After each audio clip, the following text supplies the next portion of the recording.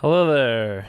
Hello, let's make sure everything is working and then we'll get officially started. Sorry for the delay. A couple of camera issues. Stuff's running an internet show. Can't just flip a switch. There's a whole bunch of things. So yeah, sorry it's not Super HD. I'm on a different camera. It's a whole bunch of nonsense. Alright, looks like it is on. Sounds like people are here. Welcome. Thanks for hanging out with me.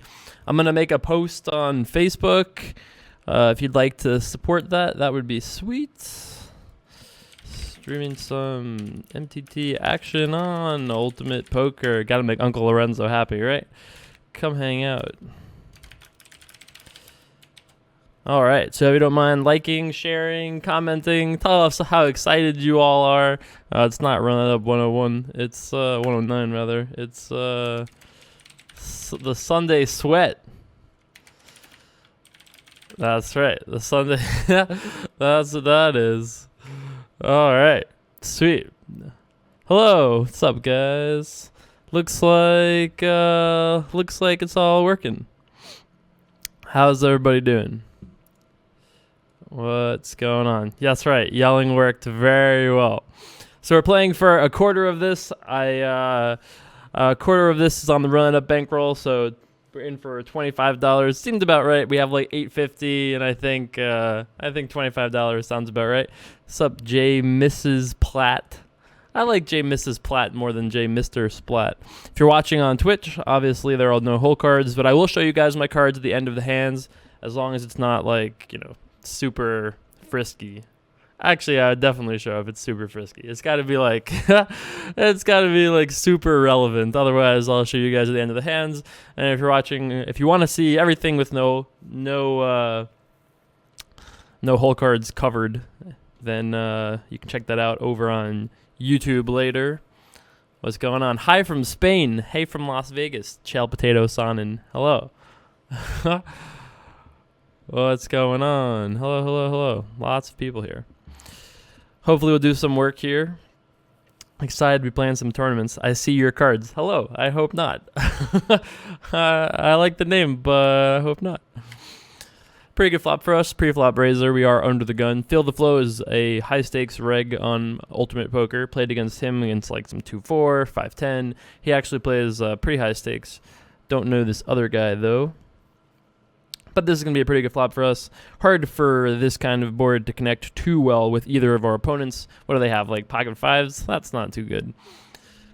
So here we are now on the turn.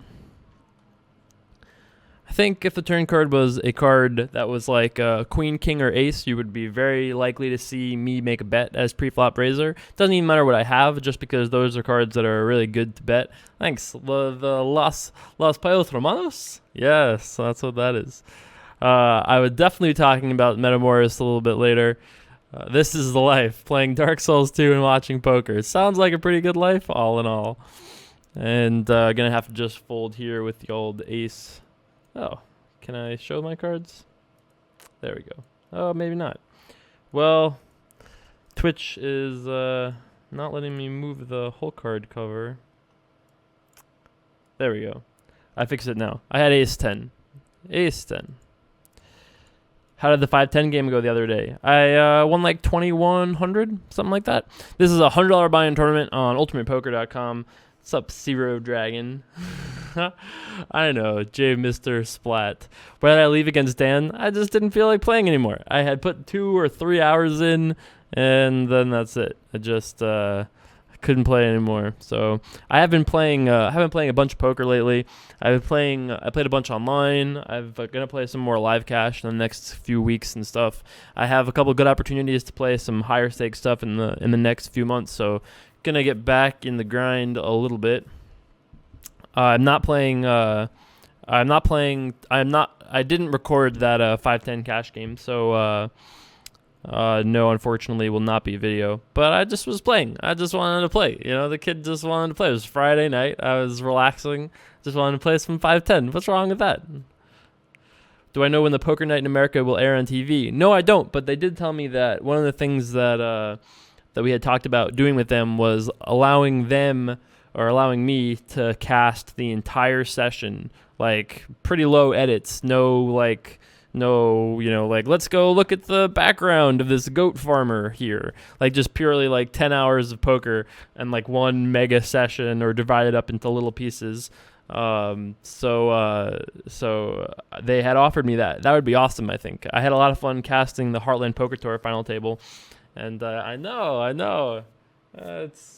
It's probably going to go sooner or later, but the beard is currently rocking at the moment.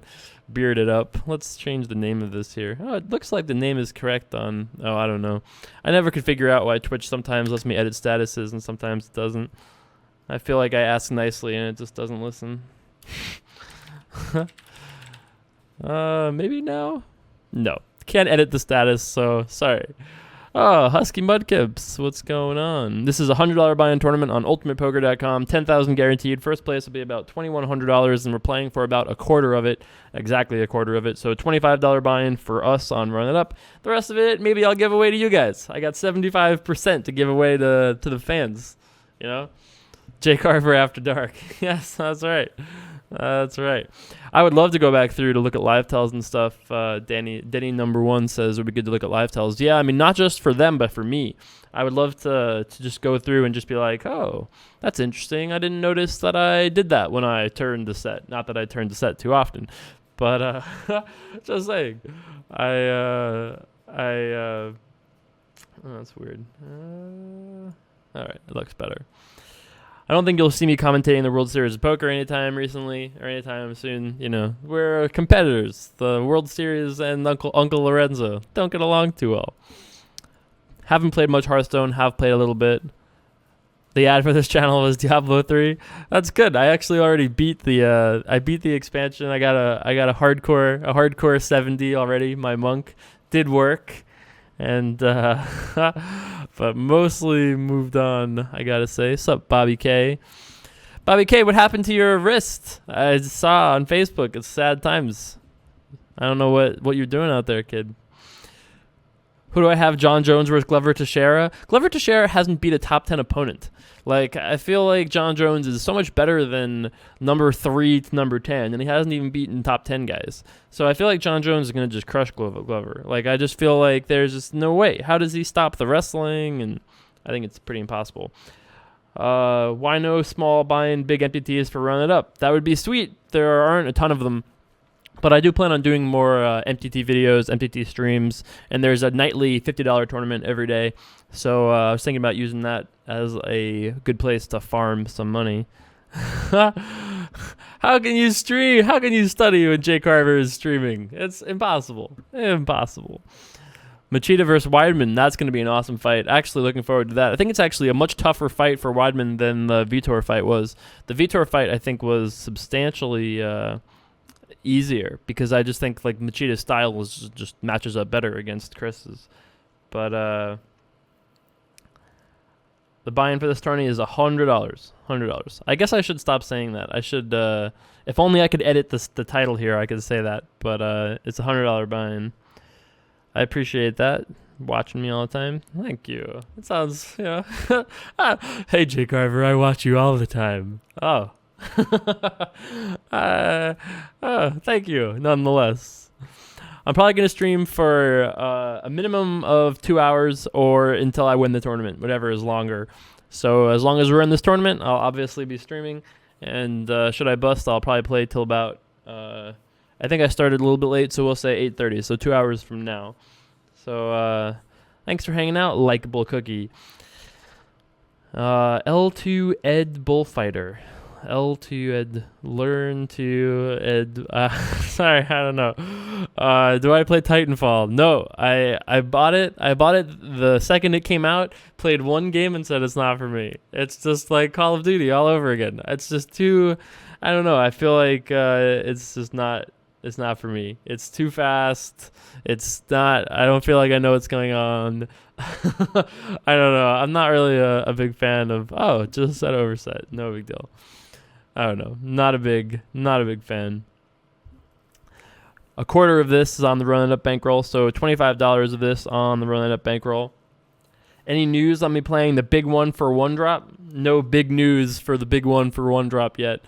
No news yet, but I like my chances. I like my chances. Uncle Lorenzo maybe will be able to help me out. In truth, Uncle Lorenzo will have nothing to do with me. But I did see Uncle Lorenzo not that long ago. I went to the UFC offices on Thursday for a meeting, and there were like 3 people in front of me who were just like walking, and Uncle Lorenzo was down the hallway. And the 3 people in front of me didn't really know Uncle Lorenzo. And Uncle Lorenzo and I, we're like buds. So I'm behind all of them, and I'm like, hey. I don't say anything. I just wave.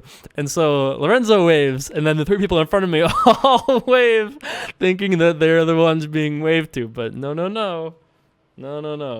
Just me. That's right. What do I think about Helmuth's strategy, generally speaking?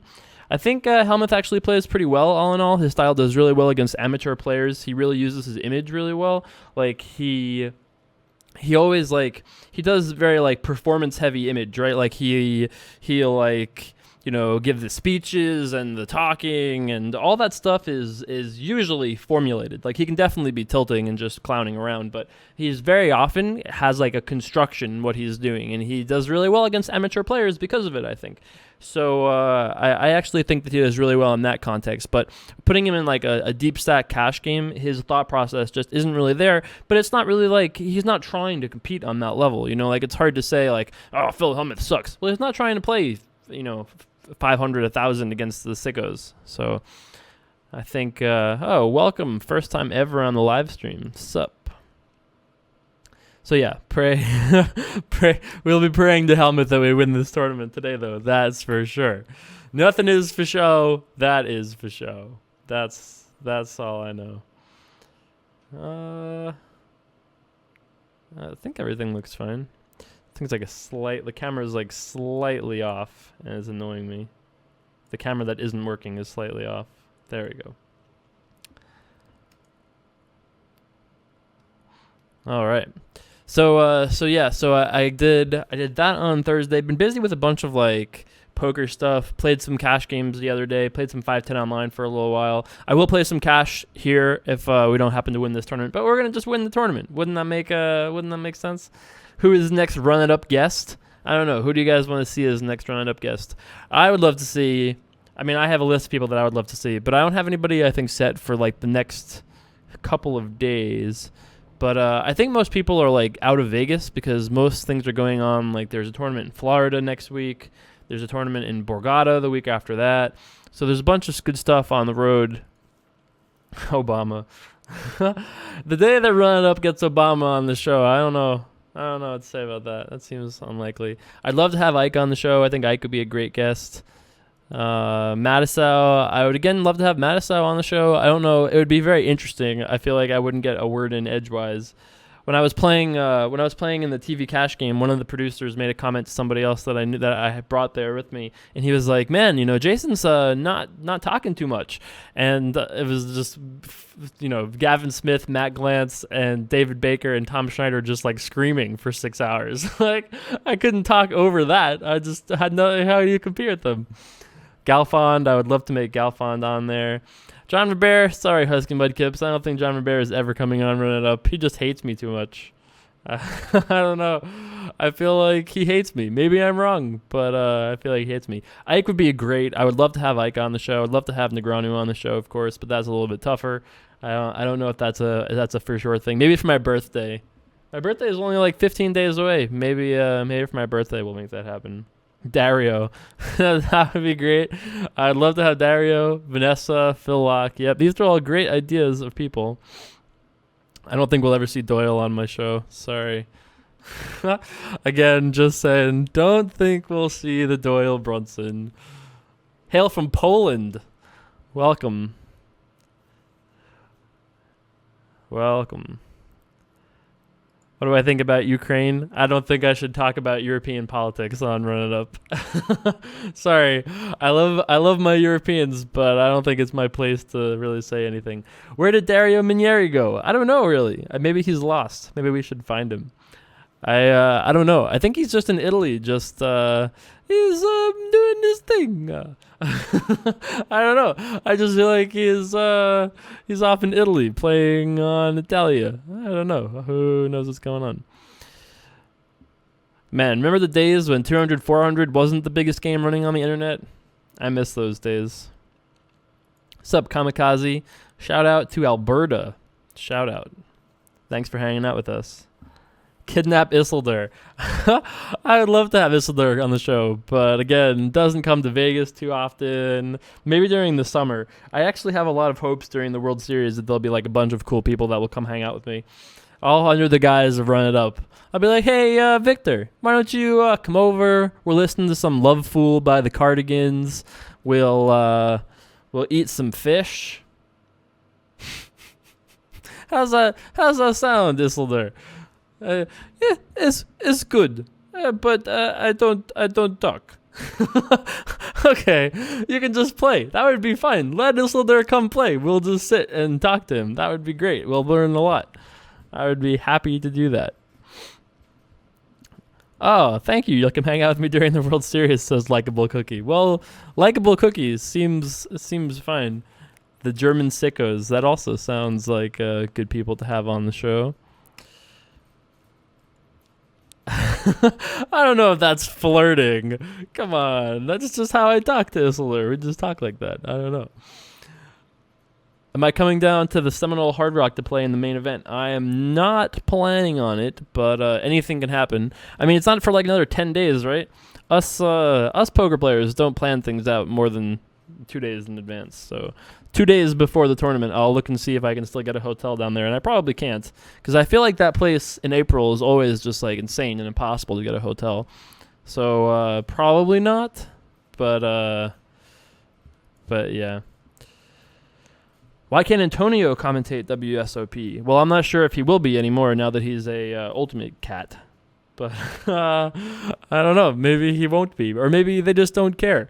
If they don't care that Antonio is on it, maybe you're right. Maybe they won't care that I'm on it. But I have a feeling they will care. Do I keep track of high stakes games online with high stakes DB and such? Says Catalyst. Well, I only keep track when I have a piece of somebody. So if I've bought pieces, then yes, I would say very much. But besides that, not really. Stockton 209, what? Hollow, what's up? What's up, Stockton 209? Ryan Reese, I don't know, maybe. Yeah, I mean the segments on the World Series that Antonio and Phil were doing, they're geared for amateurs, obviously, but I feel like they could still do a better job than as they were doing. But he would hate South Florida in April. I don't know. I don't know if I'd hate it. I don't think I'm the type to hate it, because I'm not gonna like go outside too often or anything. But would I stake Gus Hansen? Not online. The guy's lost like $15 million online. How can you stake him? Which events are you planning on playing for this year's World Series of Poker, Jason asks Ian. Well, Ian, I don't really have like a plan of events. Like I usually don't play the 1Ks or 1500s. I usually will play the stuff bigger than that. But, you know, now that they have the 1500s and 10Ks for the non-Hold'em games, like unless I got like a lot of coaching, and I might, but unless I got a lot of coaching prior to playing, like I'm not going to play the 10K stud. I'm just going to be donating. I would just be really bad. So, I don't think I have any other like ridiculous plans. I'll probably play most of the tournaments that are the bigger no limit tournaments, and I'll play a couple of the PLO ones, you know. But yeah, probably not playing much of those scary 10Ks. I would just be giving away money, you know. Jason, your dream UFC match? Anderson Silva, Nick Diaz. Next question. 100% knew the answer to that one. Nick Diaz, Anderson Silva. Let's make it happen. Oh, I see what you did there. Dear J. Carver, can we hang out 5 days after your birthday? Interesting choice of days you picked there. Would I invest in Los Pollos in real life? I don't know about that. Who's your favorite World Series of Poker commentator, I assume? I love Norman Chad, man. I'm sorry. I mean, like, I had the pleasure of hanging out with him for like 2 or 3 days a year ago, and I just was like, I had such a great time. He is so funny. He is like, he gave me good advice. I had a great time. I don't know what to tell you. I've always thought he was like a good broadcaster. It's not easy, the thing he does with his life. You know, it's a hard thing. I always had a lot of respect for him, but until I actually like hung out with him for a weekend, I didn't really realize just how hilarious he is. So, hey, we won a pot. We did it. That's right. I had nothing. Boom. Three, 4 of spades. That's right. 4 high. That's right. My girlfriend calls Jason my boyfriend. Interesting. That's all right. Sharing is great. Is it not? Will you play in the dealer's choice event, Jason? Your thoughts on having a dealer's choice tourney? Well, I think that's going to be a clusterfuck. Scientifically speaking, it's going to be a clusterfuck because there's no way they have enough dealers that will know every single game that they're putting out here. Like, not only is there no chance the dealers will know every game, but the fact that they let you pick games like Badacy, I would bet you there's like 4 people watching this right now that know how to play Badacy. Like, it's just like, what's the point of having those games that are really just like made up games? Like, they're just like completely made up games. Why not have No Limit Omaha 8 or better? That game is way less made up than Badacy. Badacy was a game made at Aria to get people that were fish in the Aria games to lose their money faster. So why is that game a World Series mixed game? It doesn't make any sense to me. And the dealers won't get it right. They're going to be so slow. So I'm going to play this tournament. They're going to say, okay, time for Badacy. And I'm going to say, okay, I don't know the rules. I mean, like, it's going to be like that, like crazy, I think. And I think that's going to be a bit of a fuck up. Just saying. Hey, Jay Carves. My ex absolutely hated you, so she had to go. Of course she did. Every game is made up. True, I guess that is true. Every game is made up. But if you're gonna have a game, if you're gonna have a tournament that you expect people to all come and play, having a game like Badacy and all those like weird games doesn't make any sense. Like, at least play. They should have like the 20 most popular variants in the world. So they have like 5-card draw. I could actually pull it open if I trusted to find that. Let's see if I can find the list of the games. All right, so here's the list of the tournaments. It's No Limit Hold'em, Limit Hold'em, 7-card, or what should I say? Raz, Stud, Stud High Low, PLHE, Pot Limit Hold'em, Pot Limit Omaha, Pot Limit High Low, Omaha High Low, Limit Omaha High Low, Limit Deuce to 7, Limit Ace to 5, Limit Badoogie, Badacy, Deuce to 7, No Limit, 5-card draw high. Like, why not have 5-card stud if you're gonna have Badacy? It just why not have Courcheville if you're gonna have weird, like, I don't know, man. It just doesn't make a lot of sense to me. That's because your girlfriends are jealous, okay? They're jealous of the attention. That's what it is. We need an El Guapo interview. I would agree. I would be very happy to have the El Guapo in real life apprentice thing. That's right. I don't know, cocaine. I don't know about that. I think Ivy will crush that tourney. Yeah, he's going to be so good. David Baker, both David Bakers are going to crush that tournament. Matt Glantz is going to destroy that tournament. It's not even like, so the way that the game works is that whoever has the button declares for an orbit. So you pick No Limit Hold'em for 8 hands. You pick PLO for 8 hands. You pick, so it's, if you pick Badacy, you're playing, or 6 hands, I guess. I think it's 6-handed. So it's going to be a bit of a mess. I'm just saying. Nice username, jcarver420. Oh. We'd probably be friends. Do I think Jack Effel is a good tournament director? I think he's one of the best in the business, man. I mean, I've always been treated fairly by Jack. I feel like he always does a good job, all in all. I've never seen him make a terrible ruling. I've always seen he has like a good authority when he needs it. I think Jack does a good job, all in all. I think Matt Savage is probably the best, but I think Jack does a really good job as well. There's also a guy at Commerce who I feel like does a good job. Sam Quinto, he does pretty good too. Hey, Jake Carver, I'm going to Vegas in June. Will there be any big tournaments going on there? Yeah, there just might be. Just might be. Yes, yes. Yeah, why not have pineapple? Why not have pineapple? I don't understand. That doesn't make any sense. Why not have Chinese? Why not have open faced Chinese? 5-card draw is it doesn't say, but it must be no limit. How could it be limit? Anybody who picks Badacy should win psychiatric treatment. They should just deal you a psychiatric treatment card. Yeah, I mean, if you're a sick Badacy player, then you gotta do what you gotta do. Of course, play Badacy, but yeah, I don't know. I seemed a bit tilted at the last episode of Run It Up. Well, it was kind of an annoying string of sadnesses, and I was sick the day before. I was tired. It was not the greatest episode. So this guy is all in, huh? Okay. Let's raise it up. Let's raise it up. How about 14 and a quarter? Let's see if this does anything for us. He is a poker pro. I just have the ace birds. That's all. Just to the pocket rockets. No big deal. Oh yeah. Come on. One time. Oh yeah. Oh yeah.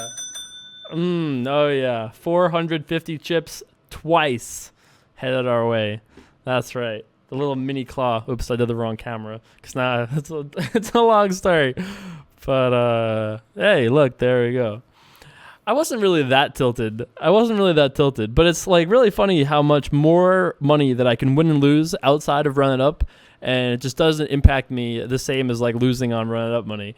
Like in the last week I've been gambling so high stakes all the time, and it doesn't tilt me win or lose more than losing like a buy-in on Run It Up. But whatever, it's fine. Obviously, you can always make more money. It's just one of those things. Have I ever been to Berlin? I have not, but I would love to visit. It's one of those places I would definitely like to go. And we almost have a starting stack. That's right. Ballin'. Yeah, bad usage of the one time. There's a sarcastic clause to the one time. Clearly, I would not actually expend my one time. Just 2 queens, by the way. No big deal. Just 2 queens. Just 2 queens. So if we make it 10 more minutes, I will give away 10% to one of you people. You have to be over 18 years of age. It's up to you to make sure you're legally able for me to win 10%.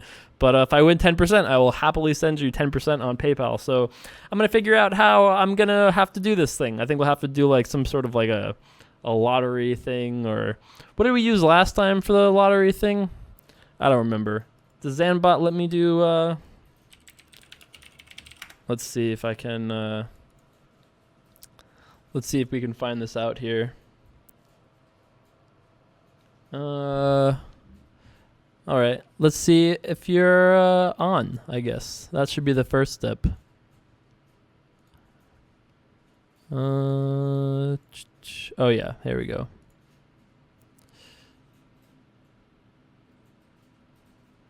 We'll just have to see. I don't know if Zambot might not be working. It doesn't look like it is. Okay. I'll have to figure out a way to do it. Maybe I'll have to let you guys convince me.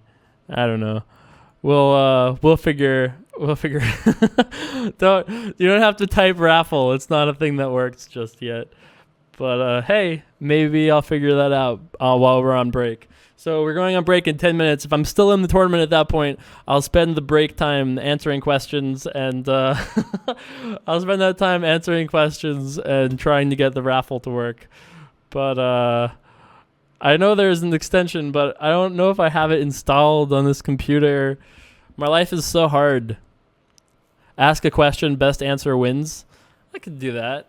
I could also ask for like the best MS Paint picture of something or another, like what a sweet victory would look like if we won this tournament.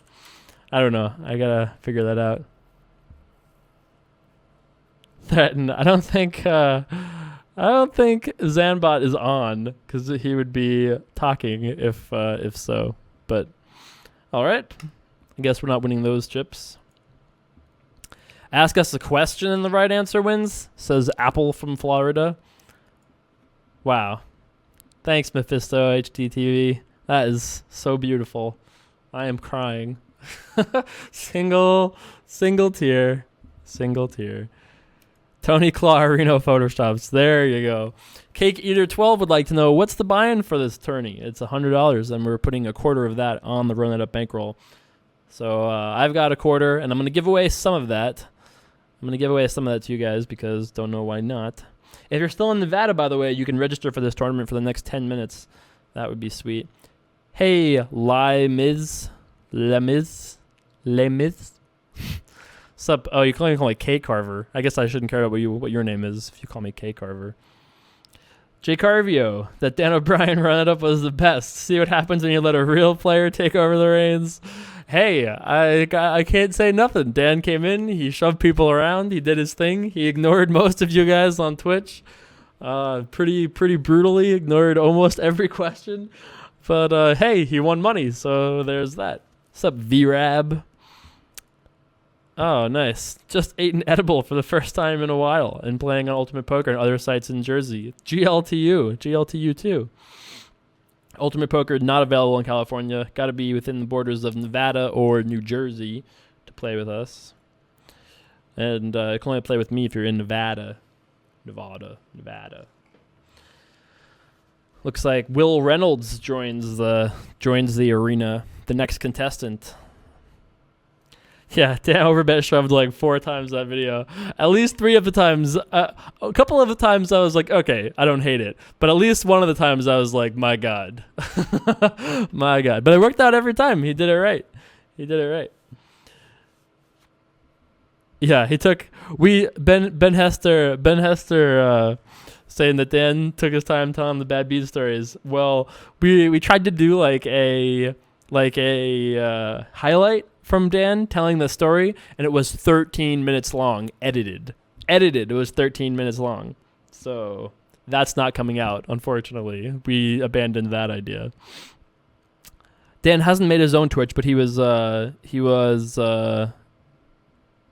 last week and will probably be on in the future. Dan's got a really good commentary vibe generally. Like, he's very capable on the commentary. So if you hadn't heard Dan before, actually Dan and I commentated together on the LAPC final table a couple years ago, the one that Paul Clan won. If you can ever dig that up, somewhere on the internet, it must exist. But me, Dan, and Tony Dunst did the entire final table commentary. And I thought it was a really great show. I thought it was really we had a good balance between the 3 of us. I thought it was pretty good all in all. But I don't have the link or anything to it, but it does exist. Some good questions here. If you hadn't won a bracelet, do you think you would have grinded hard till you won one, or would have still taken a break? Well, I didn't really take a huge break, but it definitely made me kind of not feel like I had to win one so badly. But I mean, I'm looking forward to this year, especially because I'm going to have a few months of preparation time before the World Series starts. So I think that I'm going to have a better shot of winning a bracelet this year than I did last year. I've been playing more poker. I'm going to keep playing more poker. I mean, I think that okay. I think that my chances are decent, but, it doesn't really mean anything. Oh, what did I have? Queens and 9s with a 10 kicker, boys. That's what we had there. That's right. Stole it right from out from under the guy in the head in the pickle jar. The guy's got his head in the pickle jar. How do we not try to bluff that guy? Anyone with their head in the pickle jar is just asking to be bluffed. How was doing the podcast with Jared Tendler? I actually thought it was pretty good. I mean, I thought it came out okay, but I mean, my critiques on things are going to be different than your guys's. I thought I could have done a better job with some of the explanations, but I thought it was good. I enjoyed the conversation, but from if I was going to say I thought the Aisha podcast was really good, but I do better when I can see the people that I'm talking to, and it was just a call. So I didn't feel quite as comfortable. Not that I was uncomfortable, but I felt like I had better responses to Aisha. But it was good. You should check it out if you have not already. Yeah, Dan does a lot of work with that Insta Poker app. So if you want to check out more poker learnings from Dan O'Brien, you can go check that out on Insta Poker. So Poker Pro limped and then bet again. And now he's betting one more time. Not really sure what to make of this. I mean, I think he would think that if we had an ace, we would probably raise pre-flop, and I kind of assume the same from him.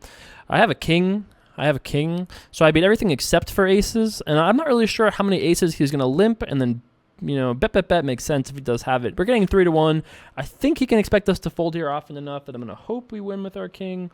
No, just 2 pair. We're drawing near dead on the flop. Just about. I mean, I think that it's possible that guy will never bluff the river, right? Like, there are some opponents who, once we've called twice, they'll just be like, all right, F this and the B. This guy is never folding now. And against those types of guys, then I think we should just fold, obviously, if he's never bluffing. But against a guy we've never seen before, he had to have had limped with an ace, and then bet, and everything else we beat, right? It doesn't make a ton of sense. Oh, I'm glad. Thanks for checking it out. I'm glad you enjoyed it. Live Grinder. Can I see you? I don't think I can see you. I have heard that Howard, Chris Ferguson, and other alleged crooks will be at the World Series this summer. Spoiler alert, there are alleged crooks at the World Series every summer. Will they be harassed? Yeah, yes, they would be. And should they be? Yes, they should be. I mean, that's the price you pay especially because I don't even know how much those guys have actually paid in like penalties and stuff. So the price you should pay is to be harassed at the World Series. Like if poker is going to self-police, that's how you self-police. So I think that if they do show up, which I'm not really sure is going to be true, but if they do show up, then they will probably not have the sweetest of times. You're obviously going to lose that pot. You're up against Poker Pro with a hoodie, hat, and sunglasses. Yeah, that's true. Put in a pretty large re-raise here. Just saying. Yeah, I would be surprised if we see Chris Ferguson. Maybe we'll see Howard, but I had it. Just the ack. No big deal. I gave him the ack, That's right. Gave him the old ackaroo.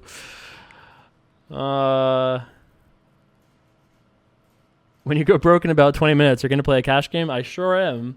I'm going to stream till about 8:30 or until we win the tournament or bust the tournament, I guess. So 2 hours, hour and a half or so, probably still left on the old clock. When are you coming to Eastern Europe? We're waiting for you over here. I don't know. I first have to make it to regular Europe, and then I can think about making it to Eastern Europe.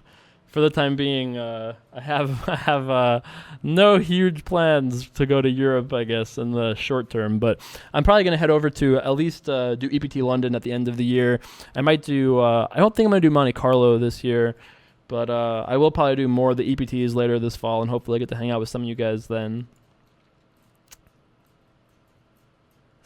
What are the asterisks for? That's what I want to know. Shell potato sonin.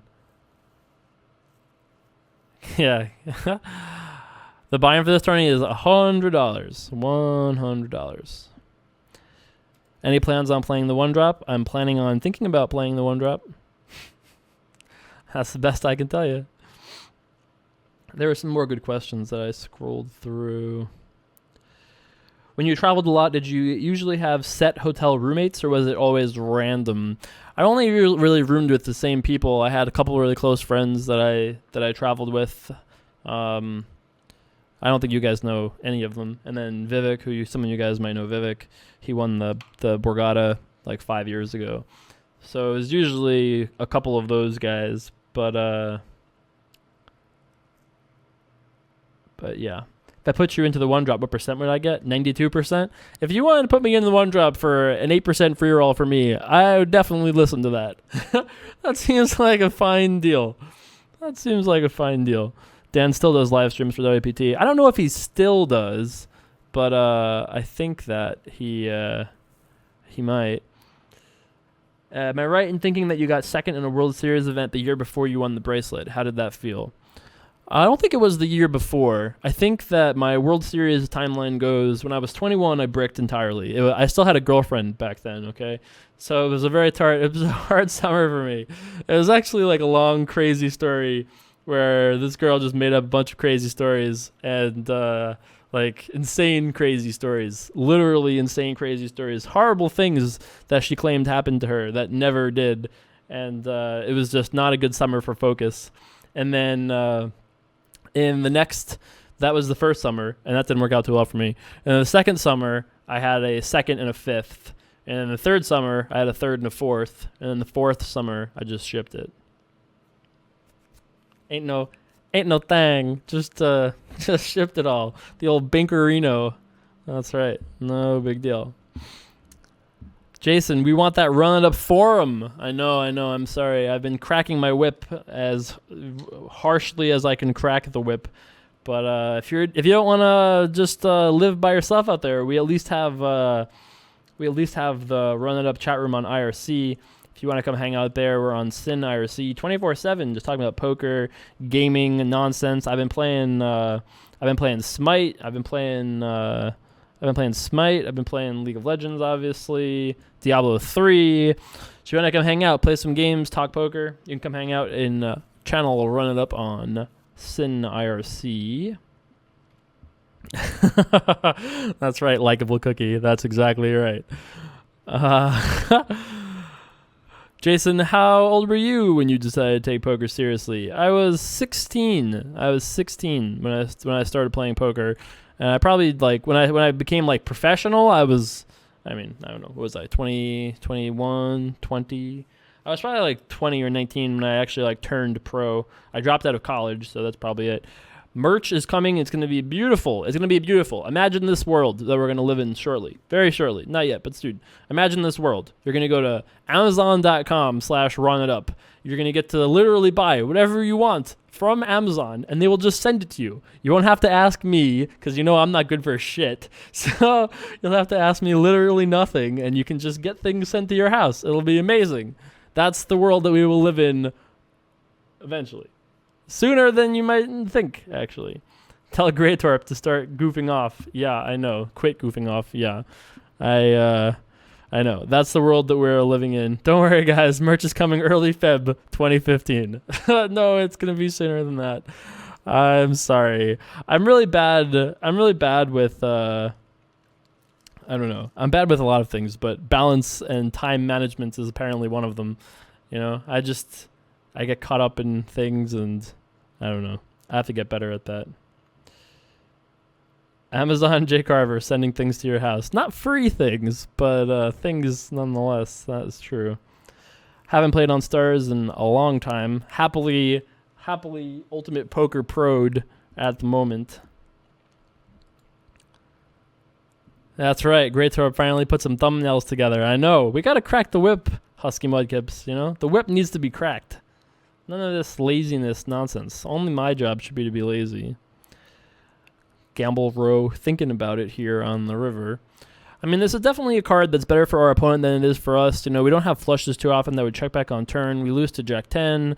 I have an 8. So I beat King 10, King Jack, and deuces. I don't think I beat enough here, even getting like a really good price. Against a guy I don't know all that well, I think we can fold an 8 here, but I probably wouldn't fold a 9. Like if we had ace 9 in this spot, I'm almost for sure not folding, because all of a sudden then we beat King 10, King Jack, all the 9X's, all the deuces, and the low pocket pairs, and if he ever has like ace King or ace Jack, then we definitely have to call getting 3-1. But I think when you don't have an 8 and we lose to all the 9s, that 9s make up a significant portion of the hands he shows up with. So I think we can fold given all of that. And appreciate the League of Legends love. That's right. Gold 1, Jay Carver here. Trying my best to get the plat, but it ain't easy. If any of you guys are like high gold and want to play ranked, you add me. I'll be in there. I need to get the plat badly. Badly. So I'll answer some questions now. Also going to try to set up this raffle thing. Going to try to give away 10%. Hey, maybe what we can do is... how about this? This is even better than doing a raffle. I'll give 20% away. That's right, 20% of anything we win in this tournament. So I'll play for 25% for Run It Up, and then I'll have the rest myself, and I'll have 20% I'll give away to one of you guys or girls. All we're going to have to do, we'll do share it up. If you share my Facebook post or use the hashtag Run It Up and then share it up on Twitter, if you share the stream, I'll pick somebody somehow, some way. Okay, let's just say Facebook only, because this is my first time doing it and I want to keep track of it. So in the next, let's say 5 minutes, right? So this is my thing here, and it has one share. So what I'm going to do is I'm going to look at this, and I will pick somebody for whoever shares this on Facebook. I will pick off that share list, and I will give somebody 20%. Yes, that's right. So here's how you have to do this. You go here, Facebook, and you click share, and then you can say, wow, Jay Carver is amazing, or whatever you want to write. It's fine. I won't ghostwrite your life here. And that's it. You just share it, and 20% might be yours. Tell your poker friends, come hang out. If you write something nasty, I reserve the right to ban to not let you win the tournament. So be nice, kids. Be nice. If you don't have Facebook, I have to keep it on Facebook for now because it's just me. I'm all by myself here. I can't, if I say like share on your, MySpace and, your GeoCities page, I'll never keep track in time. We only have 3 minutes here until play resumes. So, that's what we're doing right now. Love some of the comments that are coming out already. Share it up, that's it. What can I say? So far we are at 34 shares. Jeez Louise, that is a lot. I'm gonna have to. How should we pick from this part? I'm gonna have to close. I'm gonna close the entries off at the end of this period, and then I guess, is it alphabetized? No, it's not alphabetized. That's sweet, and it might be randomized even. So maybe I can just pick I can somehow like gamble up a number between 1 and whatever the number is, and then that can just be the person on the list. Does that sound fair to you guys? You sold to Run It Up at 1.1 at 1-to-1? Yes, I did. This ain't fair. I don't even have Facebook. Well, I'm sorry. I'm sorry. I'll do one on Twitter next break. If we make it to the next break, I'll give away 10%. And that's going to be 2 hours into the tournament. That's some sick, sweet value right there. All right, so I loving some of these things being said here. I'm going to have to 72. Damn. I'm going to have to figure out some way to pick a number from 1 to 72. Someone random number generator. Can I give some sort of provides free custom numbers. Oh, perfect. Generate a random number between 1 and blank. Perfect. That will do it. We'll use this random number generator right here, and I'll just make it happen, and then we'll just pick the person on the list. Random.org says other people. Okay. All right, perfect. There we go. You guys are great. I'll just give things away. You guys can figure out how it's fair to give them. That seems fine to me. I didn't write anything with the stream. Am I still in the lottery? I don't think you're still in the lottery. We did this share thing now. Now 1.2 million shares. As soon as this is closed, I'm going to refresh my Facebook one time, and that'll be it. It'll be over. So,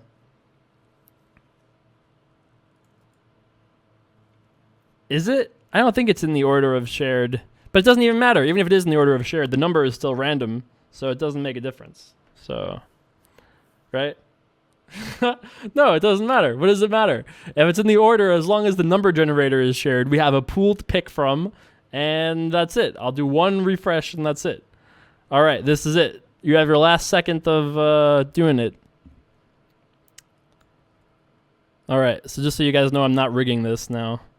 I mean, I don't... Oh, by the way, you must be 18, please. If you're not, then you're... All right, so 90. All right. I'll let you guys one more time because I'm seeing like 19 people do it right this second. All right. That's it. Registration is closed. 92. All right. 92. Let's see how this works here.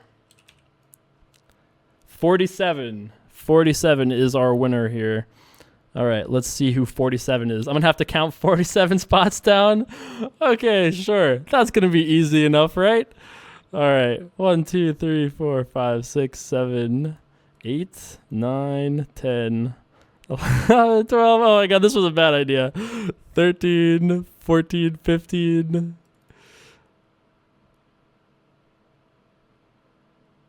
23.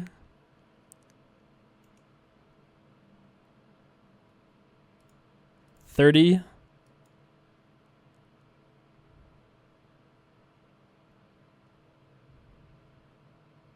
40.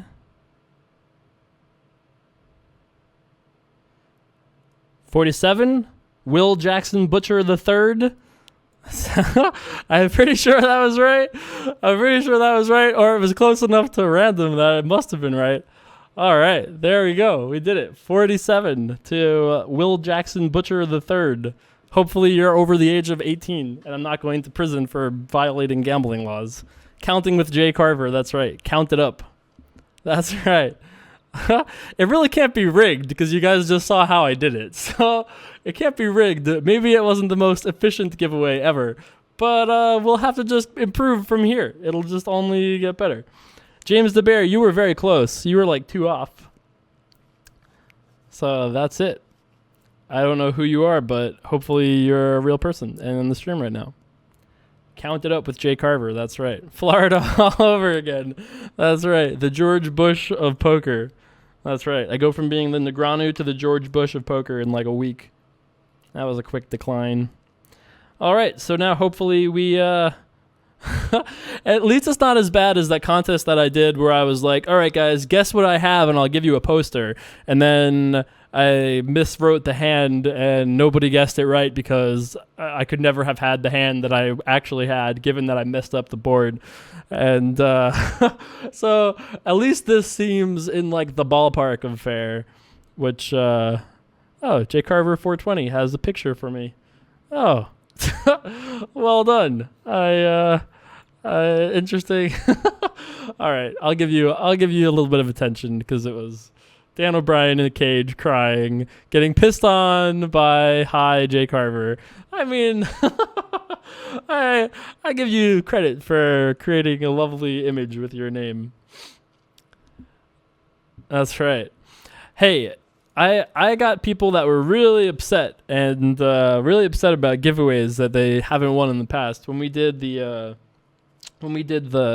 50 tickets in Jersey, people were like mad that they didn't win. Sorry, I don't know what to say. 50 free tickets though, that seems great.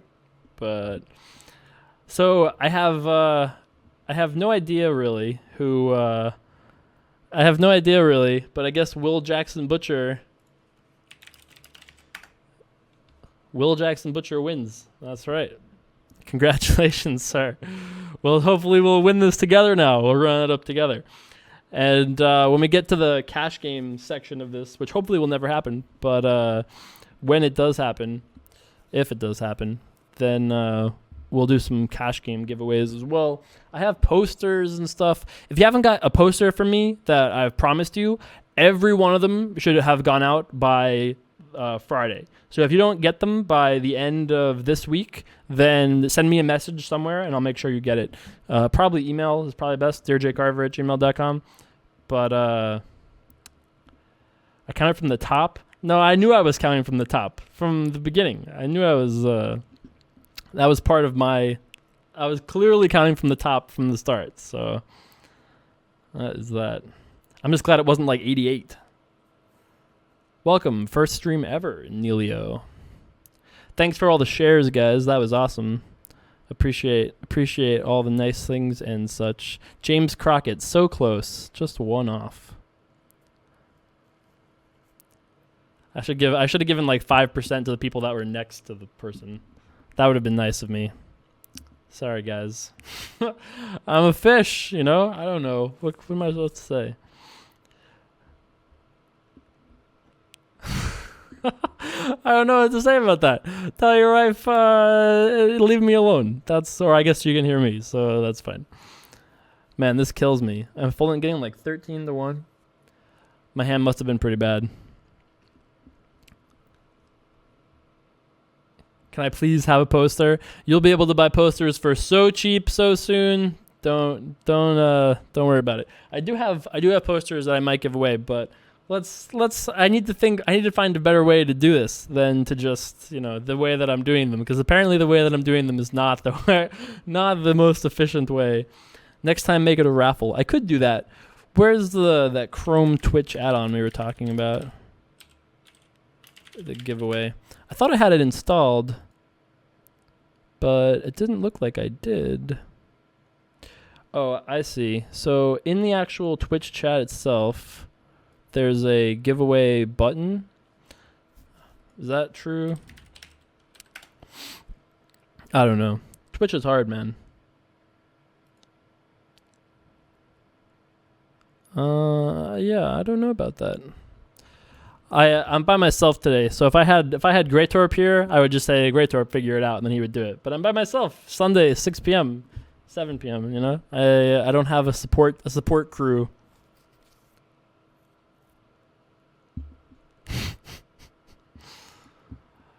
That's right. No frame. What poster did I send you? I'm pretty sure I sent you all 3 posters, actually, because you were very patient with your life with me. The roundup bankroll is at like $835, something like that. Jay Carver, I have a burning question. Well, I'm sorry to hear that. Does your boss like you, or does he take you for granted? I don't really know if I have like a true boss. I mean, I have people that I report to in both at Ultimate Poker and some business guys that are bosses of life and all that. But I don't really know if I have like a singular boss, so to speak. And I would like to think that they like me, otherwise they wouldn't do business with me. But, man, this is really sad. But I can't tell you guys what I have or show you guys because this guy is left behind us, and we're folding. Very sad beans. Oh. All right, wow. We had spades, so... I guess that could have worked out worse for us if somehow we had seen a turn. That would have been some sad beans for all of us. That's right. Sad beans for you. Sad beans for you. I didn't even like my picture of the poster on your wall. I must not have seen it, because that doesn't sound like I have seen it. I haven't been on Facebook much in the last few days, so if you've posted it in the last 4 days, I probably haven't seen it yet. Glad you're enjoying the shirt. That's right. Los Payos Hermanos. What's your opinion on Conor McGregor? I think he's an exciting up-and-comer. You need more guys like that in the UFC generally to just build the sport, promote the sport. You need guys that are going to be kind of like shit talkers, because that's what gets people to watch. Look at Nick Diaz. Nick Diaz is only as popular as he is because he talks. So I feel like you need guys like that to build the lower weight class divisions. Dodged the sad beans. That's right. That's right. He dodged the sad beans. No big deal.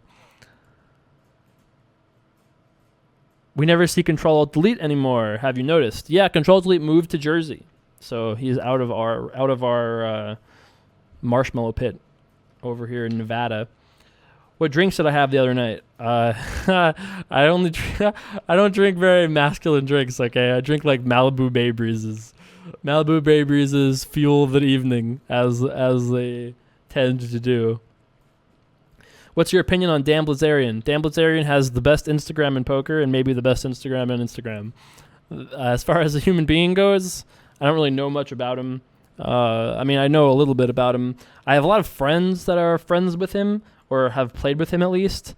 And people seem to have some different opinions judging. I think it depends on how insane that person actually is, because of the 4 friends that I have that spend time with him, the most sane of the 4 think he's crazy, and the most crazy of the 4 think he's awesome. So I think he's as legit as they come. I think he's as legit as they do it.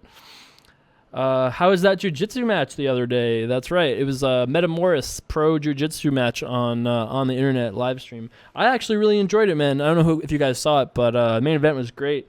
I thought a bunch of the events were awesome. I mean, I feel like in MMA, I can almost always tell you like who's winning at any point in the fight. Like I feel pretty comfortable in at least being able to be like close to being right. In jiu-jitsu, though, I have no idea really, because like I just have no idea. My techniques understanding is obviously way lower, and in pure jiu-jitsu, these guys are on such a high level.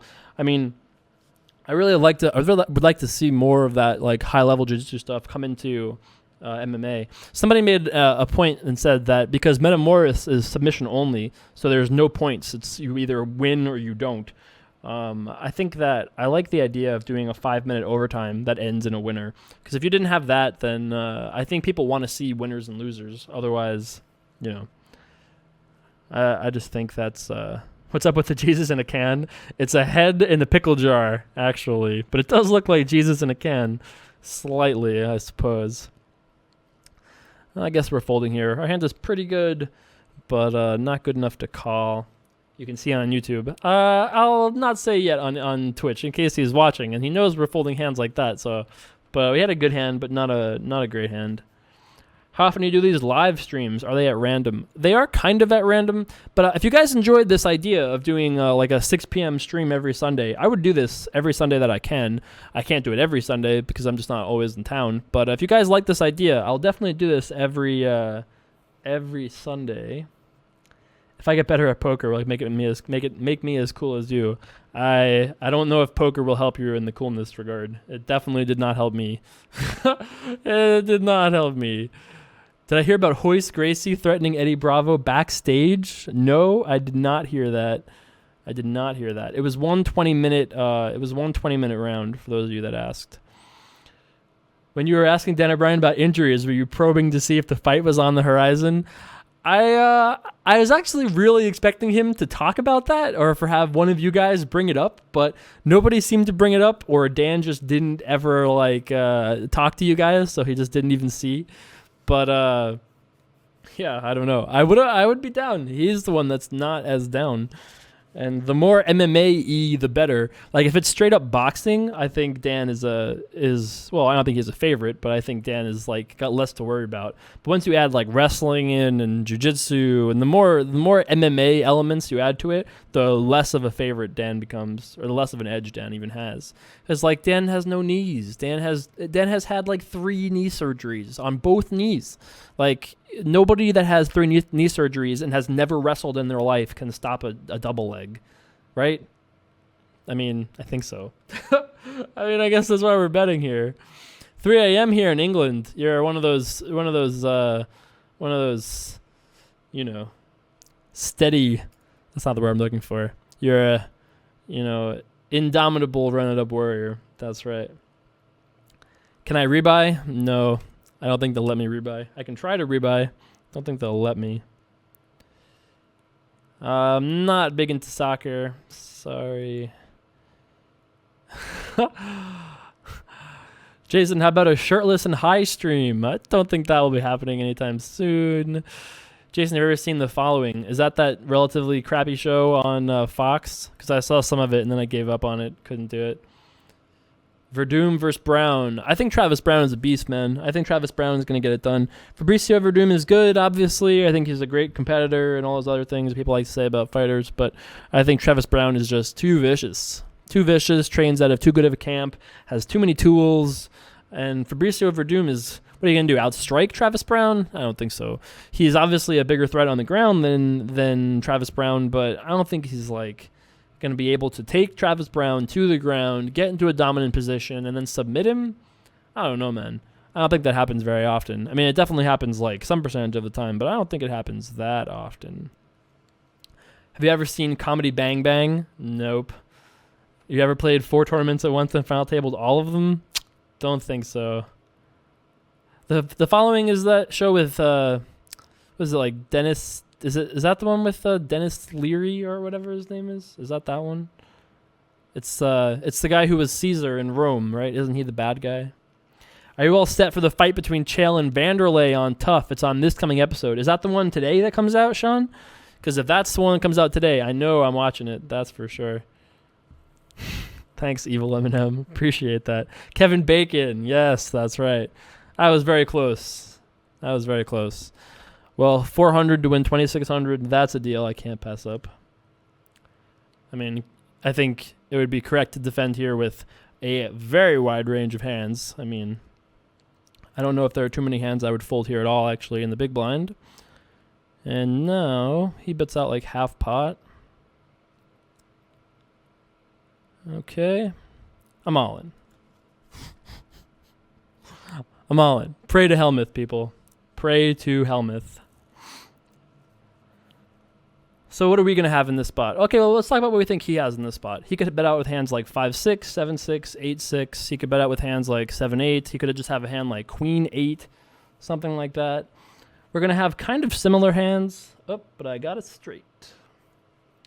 Getting to dodge a 4 or a 9. Nice. Doing it. Boom. Boom. The delayed Bink Bell. That's right, we're doing it. That 20% looking better and better. That's right. Our friend with the 20% is running around doing high fives to all his buddies, you know. It's like, that's it, we're going to be rich, bitch. That's right. If I bust, can I play League with you? Well, I'm planning on streaming for at least another hour. But after that hour is up, I might be down to play some League of Legends. That's right. That's right. That's right. Celebration, people. The dream is alive. The dream is alive and well. How many players remain? That's an excellent question. There are 76 players remaining, 103 players in the tournament altogether. What do I think of his play? Damn, I should have shared. You should have shared. That's right. It's always nice to share. Okay. How do I think of his play? He bet and then he called. Well, I mean, I think once he bets, he has to call, right? He's getting like 2-1 more, something like that. He bet 1,500. I shoved for like 4,500, and there was 2,400 in the pot pre-flop. So with me, it was like 8 and 95, and he had to call. Yeah, he's getting too good of a price. Like, what can I have? I can have heart draws. I can have combo heart draws. I can have 10-9. I can have 2 pairs. I can have straights. I can have. I mean, I guess that's really the end of it. I mean, I have good hands for sure, but I think the fact that he has like draws to everything, like, I think his hand is just too good. If he just had a hand like King 6, that would be terrible. But I think given that he has a pair and a straight draw, I think it's probably fine. Can you show us the payouts? Yes, I can show you the payouts. First place, almost $3,000. So we're playing for a quarter of that on Run It Up money. 20% for our Run It Up warrior. We're going to try to make him rich, you know, give him a nice start to April. April Fools, here's some money from Jay Carver. But it's not April Fools just yet. This was a $100 buy-in tournament. Nope, I'm going to play this till the end, obviously. Tony Clarino is back. That's right. That's right. It's going to be like Hunger Games where everybody holds up their fingers, you know, or whatever. But instead of that, we're going to do the claw. That'll be like the secret symbol of the underground Run It Up resistance. Dear Jay Carver, do you have a favorite Run It Up moment / episode? Asks Kukwo. Somebody else says, I like how you didn't react at all to flopping is straight. You got to keep it. Everybody is watching. I assume that everybody is watching, or at least like half the players are likely watching. So I can't just be like, oh shit, got it straight, son. That seems like that would be a poor strategy. Do I have a favorite Run It Up moment or episode? I'm sure I do, but I don't know. I mean, like, I really enjoyed the Scott Seaver interview. Man, this is sad. This is a helping of sad beans for sure. This is a big scoop-a-loop of sad beans coming here. But unfortunately, really nothing you can do. Gotta open, gotta raise, gotta fold to this. Can't really do much. But I don't really know if I have like a one favorite moment thing. I mean, the Scott Seaver interview I really liked. The Danielle, the D-Moon Girl stream I thought was really fun. There's a couple episodes that I'm like particularly fond of. I really enjoyed Science Bitch. That was one that I felt like I casted pretty well and that I thought was a lot of fun. There was a couple other ones in that realm of like the 90s, high 80s that I thought was really good. Very close to that, but I don't remember. But oh yeah, the stream with Antonio was a great one. I really enjoyed that one. That was fun. Shipping almost a 36K flip on stream. That would have been pretty sick. I really did enjoy that. That was pretty good. But yeah, I don't know. Have I put any more thought into playing on the Oceanic server for LOL? I would play if there were enough Oceanic friends that wanted to play some from level 1 with me. You guys want to level up Smurfs with me? I guess we could do that. Yo, J Carves, any chance you're doing another Run It Up PLO episode? There's always a chance. But like the problem with PLO episodes is that like I just don't know anything about PLO, or like my PLO game is much worse than my No Limit game. Cue the joke though, my No Limit game. But I mean, I feel like my PLO game is way, way worse. I mean, I've never really had like close PLO friends. Well, that's not true. I mean, I have a couple of friends that played very high stakes PLO, but I've never had like high stakes PLO friends that share.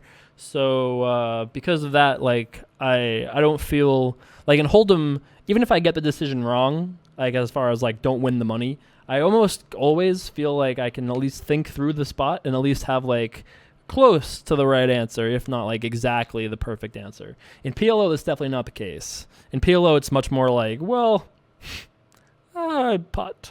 Like that's not really as good for thought process, but it's good for having fun. So yeah. Yeah, for sure. The 80s and 90s were awesome for both the decades and the Run It Up episodes. You know, like it's I think it's like a natural consequence of like life that, you know, there will be different like periods of time that, you know, you're going to be more invested into something than something else. And I think doing like 5-day-a-week videos definitely has some big perks. You know, doing 5 days a week is awesome for, you know, consistency. It's great, but you know, there's only really like a pretty minimal support network for me here. So doing 5-day-a-week videos on top of all the Ultimate Poker stuff, on top of all the other business stuff, it's a lot. And things kind of like I have to move the bar sometimes. But obviously, I love casting. Casting is awesome. Streaming is great. I really enjoy the streams actually, probably more than the videos most of the time. But yeah, I think those videos were awesome. Some of those 80s, 90s videos were pretty sweet. What do you think about putting some of the Run It Up bankroll towards the League of Legends tourney? Well, why don't I just put up my own money? Forget Run It Up money. I have more than $830 to invest, so that seems like it could be a cool thing. Actually, what I want to do is make like a League of Legends ranked 5s team, but I don't know if I have five golden or platinum. I probably do, but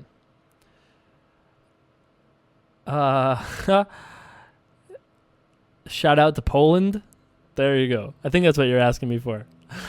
Never been to Poland, but I hear it's beautiful in the summer. I'm just saying, it is what it is. I like the streams and videos after too, man. I think that's the way of the future. I think, wow, this is a disciplined laydown. Very disciplined fold. What steps did you have to... I'll point out the name. 2 in the pink, 1 on the bink. What steps did you have to take when you decided to officially go pro in poker? Well, the thing about poker is, like, no one ever hands you, like, a license to gamble. You know? Nobody ever says, like, this is your mission. Here's your license to gamble. Like, no, that never happens. So you're a professional poker player when you say you are, which usually means you have no other income besides poker. So for me, the moment that I think I became pro was probably the day that I dropped out of college. Alternatively, it was when I moved out of my parents' house and all of a sudden had to support myself on my own. Because even like my dad was like, hey fella, if this shit doesn't work out, I can't help you. Because I had like my house. My dad couldn't pay for 2 houses. And I was like, well, that's good news. And back then I had like no contacts. I had no help resources. So I was really on my own. This was back like 7 years ago maybe. and I had no one to turn to if things didn't work out well for me. But thankfully, I just didn't lose all my money ever. But I mean, I came close. I came close. Like, there was a time in my life, maybe like 2 years. I was probably like 21. I might not have been 21. I might have been like 20. So I think I moved into my house when I was like 19, and then when I was like 20, at one point I had like under 10,000 to my name, which is not a good amount of money to have when you have like a house and a bankroll to play off of and whatever. And I remember being like kind of depressed about it, and then I got mad. And then I was just like, I gotta just play tournaments, I guess. And then literally like the next day I banked 150 buy-in for, 30K or whatever. And it was fine. That was it. Just from there. No big deal. We're wearing the same t-shirt. Wow, that is strong. Across the globe. What do I think of the Jeff Gross, Bill Perkins bet where he got paid to tattoo that rainbow on his back? I think that is absurd. I think it's absolutely absurd. If you don't know what we're talking about, Jeff Gross, I'll pull up a picture. Jeff Gross,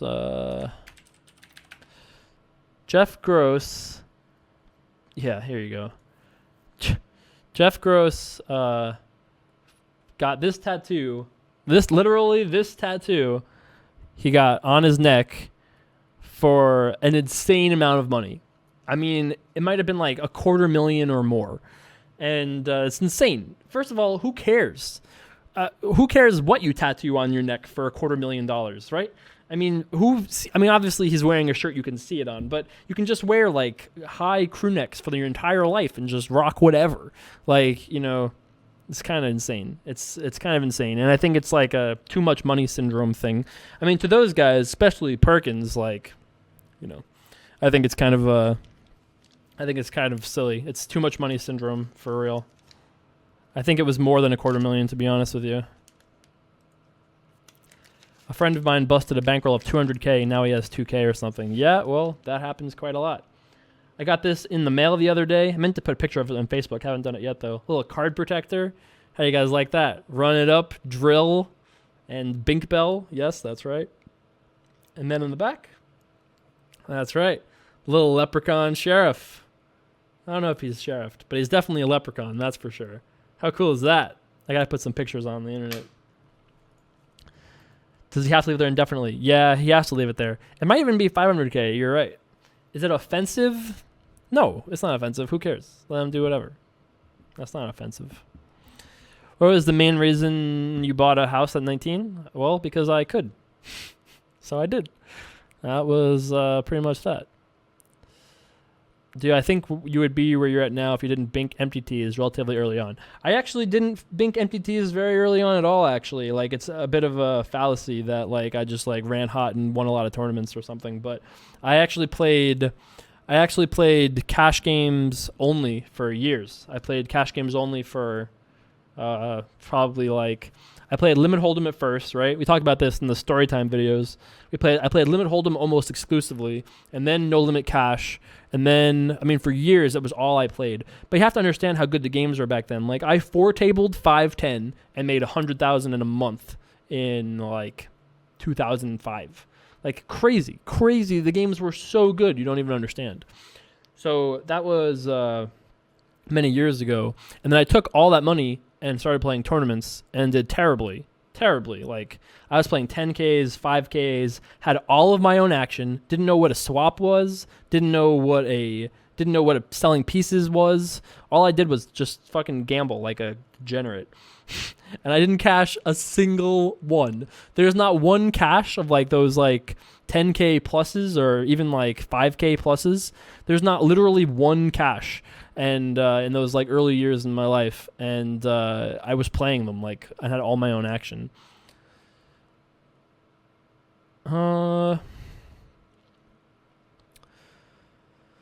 This one is again very close. It's very close. He shoved on us not that long ago, but he's still shoving for so much. I have a pretty good hand, all in all. The other one actually matches, but I think this hand is just too bad. Too bad to call off for so much, for 20 big blinds, I think is just a little too much. But we're getting close. We're getting close to the point where I would call. Jay Carver, if you could go back in time and know what you know now, Would you ever go back to 1999, 2000 just to be a super baller? Sounds like it would be a lot of fun to go back to those days. Yeah, if you were, I was in such the right place, right time. Live Grinder says, if only he was like 15. I was like literally the perfect place, perfect time. I was 16 when online poker was just getting big. Poker was getting awesome on TV. It was getting I was computer savvy, really competitive, just finished high school. It was perfect. It was literally perfect. He put you in the jar. Yeah, that's right. That is what he did. Put us in the old jar Reno.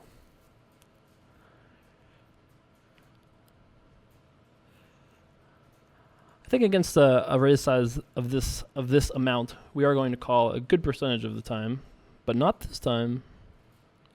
I'm all in. I'm all in.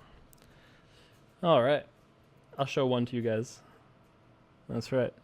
Just the old king of spades. Just the old king of spades. The guys on YouTube are like, wow, he had king deuce there. That's crazy. King deuce. Wow. No king deuce. No king deuce.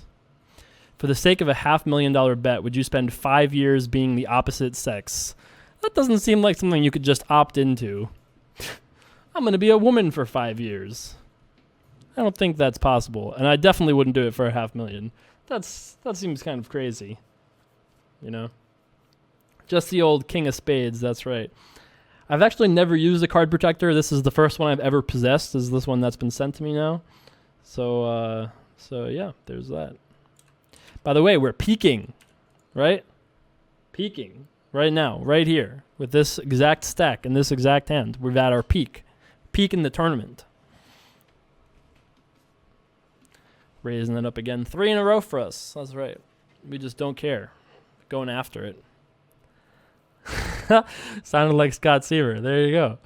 Hey, Jay Carver, can I get a shout out to Pombo? You sure can. Shout out to Pombo. Somebody else says, no way I could go 1 year without my penis. Just saying. I'm just saying. I understand. I kind of feel you. 5 years for $100K a year to be a woman. I'm not even saying being a woman is so terribly or anything, but I'm just saying $100K to change my gender and then have to operate as a woman, explain to everyone what was going on. I mean, I would not do it for $100K a year, even if it was a magic genie where it was somehow medically not insane.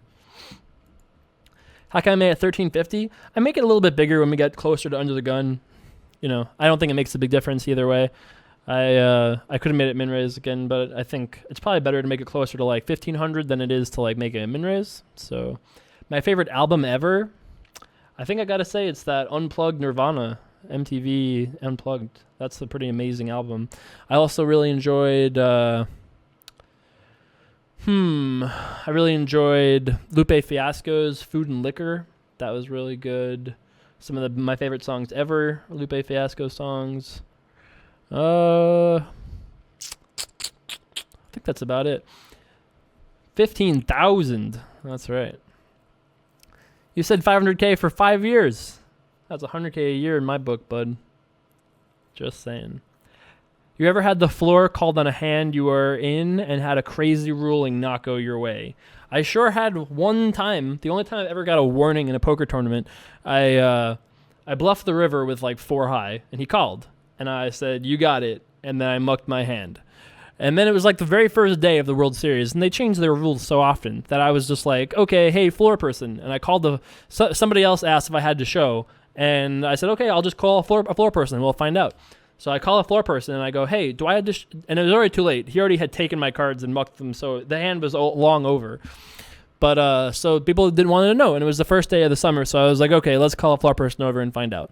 So I call a floor person over and find out, and he goes, yes, you do have to show, and I'm giving you a one-hand penalty for not showing your hand in the last pot. And I go, what? I called the floor person over on myself, and you're giving me a penalty the very first day of the summer. That's what you're doing here. And I didn't really cause, I mean, a one-hand penalty or whatever. It doesn't, it's not a big deal, but it just seemed absurd that this guy did this to me. And I actually remember the floor person and everything because we're kind of friendly now, although I don't think he remembers giving me a penalty.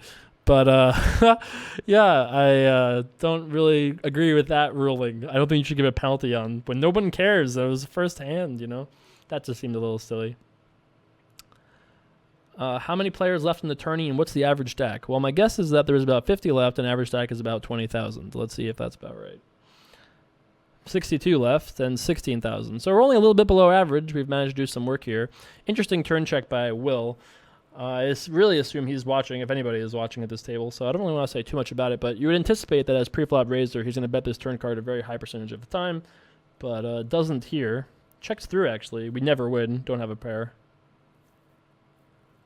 King, queen, high. Takes down. Any plans to attend EDC? No, I've never been there before. Alice in Chains Unplugged also really good. Yeah, I heard that. I've heard that too. Watch the Throne, another really good one for sure.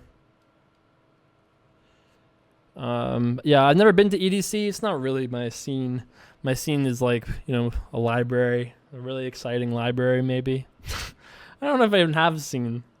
Like having a scene would require doing things outside poker and work. I don't really do any of those things. Do I think playing blackjack is disgusting? No, I don't think playing blackjack is disgusting. It's up to you. Do whatever, As we've been over many times before, I'm nobody's dad. So whatever. Do what you want to do. You want to play poker or smoke whatever.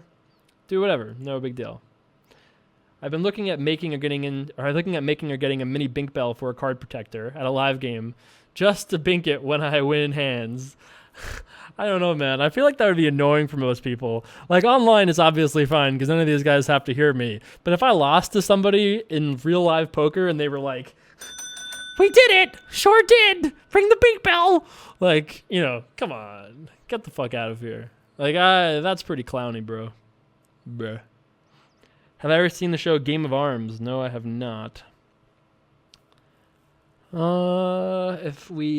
If I win first in this tourney, the Legion might increase drastically. I don't feel like it would, actually. I think that's probably not the case, believe it or not. I mean, it would probably increase slightly, but I don't think it would increase like super dramatically or anything like that. I've actually anticipated that like a couple times that it would lead to increases, different things. Nothing really makes a huge impact. You just gotta, for me, I'd much prefer to just like make good videos, and I'd much prefer to worry about the quality of the videos than the quantity of the audience. Like I put a lot of thought into it. Actually, like, I don't know, a little while. I think about it all the time, honestly, but I thought about it a while ago, and I was like, how much, if any, happier would I be if there were 50,000 people watching videos instead of 5,000 people? And I was like, probably not that much happier, if at all, really. And honestly, it almost sounds like crazy amounts of noise level. So, but on the other hand, how much happier would I be if I was putting out like, super cool videos, different sort of things, like less frequently, but more awesome stuff, live stuff, more interviews, like more cool, unique content. Even if there were less or the same number of people watching it, that to me sounds like awesome, way, way more awesome and much more fun and a much better goal than just purely numbers. So anyway, that was a long conversation about the theory of YouTube making, the theory of video making, as according to Jay Carver. And, yeah, no one asked that question. That's the story of my life. Nobody asks me any questions. I just happen to have opinions on everything, so I just talk about whatever, forever. Jay Carver, how many countries in the world do you think you can name? Well, I've done that Sporkle quiz many times. I think my highest number is like 150, but I couldn't do 150 these days. At my peak of performance, I could name 150. I could probably name 100 now. I could probably name all of, if you gave me 15 minutes, I could probably name 90% of Africa, 90% of Europe, 80% of Asia, 80% of Oceanic, because, you have to know like Palau, Vanuatu, the Marshall Islands, you have to know all of those. I don't know many more than, I could do some work, but I wouldn't get 100%. And then probably like 90% of South America, 90% of Central America, maybe more than that for Central and South America. But yeah, I don't know. Probably close to like 125. There's still probably about 50 players left. When you're talking about Jack M15 asks, when you're talking about the 5-10 games back in 2005, how bad was the competition like? What kind of stakes did you compare their skill level to nowadays? I mean, there were good players back then, but like nobody knew anything. Like the resources were so much worse. The training sites were so much worse. People didn't understand so many things fundamentally about poker back then, like compared to they do now. So the entirety of the games were just softer. They were just softer. It was just like across the board softer. The best players weren't as good, and the worst players were way worse. Way worse. Not only was it just like there were less information out there, but also the player pools were bigger because you had all of Nevada. Yeah, you had all of America, in there. All the advertising money that was being spent. So you had like the lowest amount of knowledge, the most people. I mean, I would compare it to like 50 cents a dollar, like literally 10 cents or 10%. Meanwhile, these days, like in Nevada, the 50-cent dollar games are like not easy. I mean, they're not like super tough either, but like in my experience, they haven't been like, that hasn't been exactly a marshmallow pit either. Heading out to Vegas for my birthday, April 11th. Any chance for a run-it-up tourney while I'm out there that weekend? No, but my birthday is on the 15th. We could do a co-birthday party. Probably not. My birthday plans usually consist of doing absolutely nothing, so not really like a birthday celebrator type. Dear Jay Carver, I've watched all your videos and I've noticed that when you live stream, you focus a lot more on general chat than poker reasoning. I feel like it takes away from why and how you make decisions, especially for YouTube videos. It is becoming less a poker instructional. Well, I definitely think you're right about that. I think you're right for sure, which is why there will be some pre-recorded videos. There'll be the apprentice videos. Those will almost always be not live streamed. Although I would actually like to do a live stream apprentice. That could be kind of fun, right? Because I can set that out. I can say I'm going to do a live stream apprentice at like 5 p.m. and we can talk about decisions. Like I can talk for an hour and then open it up for a Q&A at the end. Like that sounds like that'd be awesome, right? We go over like a hand history of one of you guys for like an hour, and then at the end of the hour we just talk about whatever questions you guys had. So I can mostly like monologue for the majority of that. How about this? We could do all that thing and then have a guest help us out. So we have like a Scott Seaver come by, talk about the hands for an hour, and then do a Q&A. Boy, wouldn't that be a video?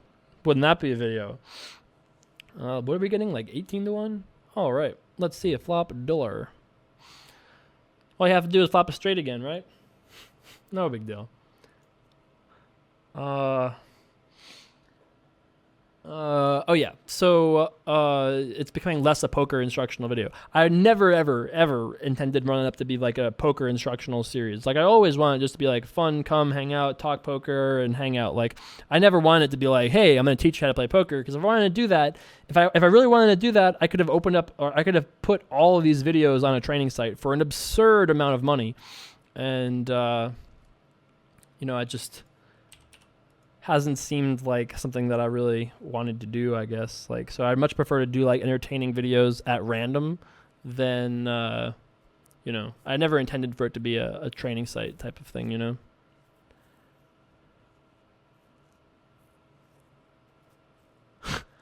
I really didn't believe this guy. Like, what are you telling me here? You have the ace of clubs, check back, flop, and turn, and now are raising. But, I mean, there's no way this guy has it. No way. Yeah, no way. I was thinking about bluffing that guy. I had nothing. I was thinking about trying to bluff that guy, and I don't know if I would have, but Mad Dog Jim correctly realizes that that's a whole lot of free money out there. I mean, I don't think I believe him either, but, how about having the apprentice join you on Skype if they can't in studio? That sounds cool, but I think that sounds also very difficult, So, I mean, I'd be up for that, but, I mean, I already have the YouTube thing recording, the Twitch thing streaming, the chat going. To have a Skype call also, that's a lot of craziness for a little kid from Long Island like me, The old days, as some of you guys have been around for, the Poker VT days, they were giving me over $1,000 an hour to make videos for them.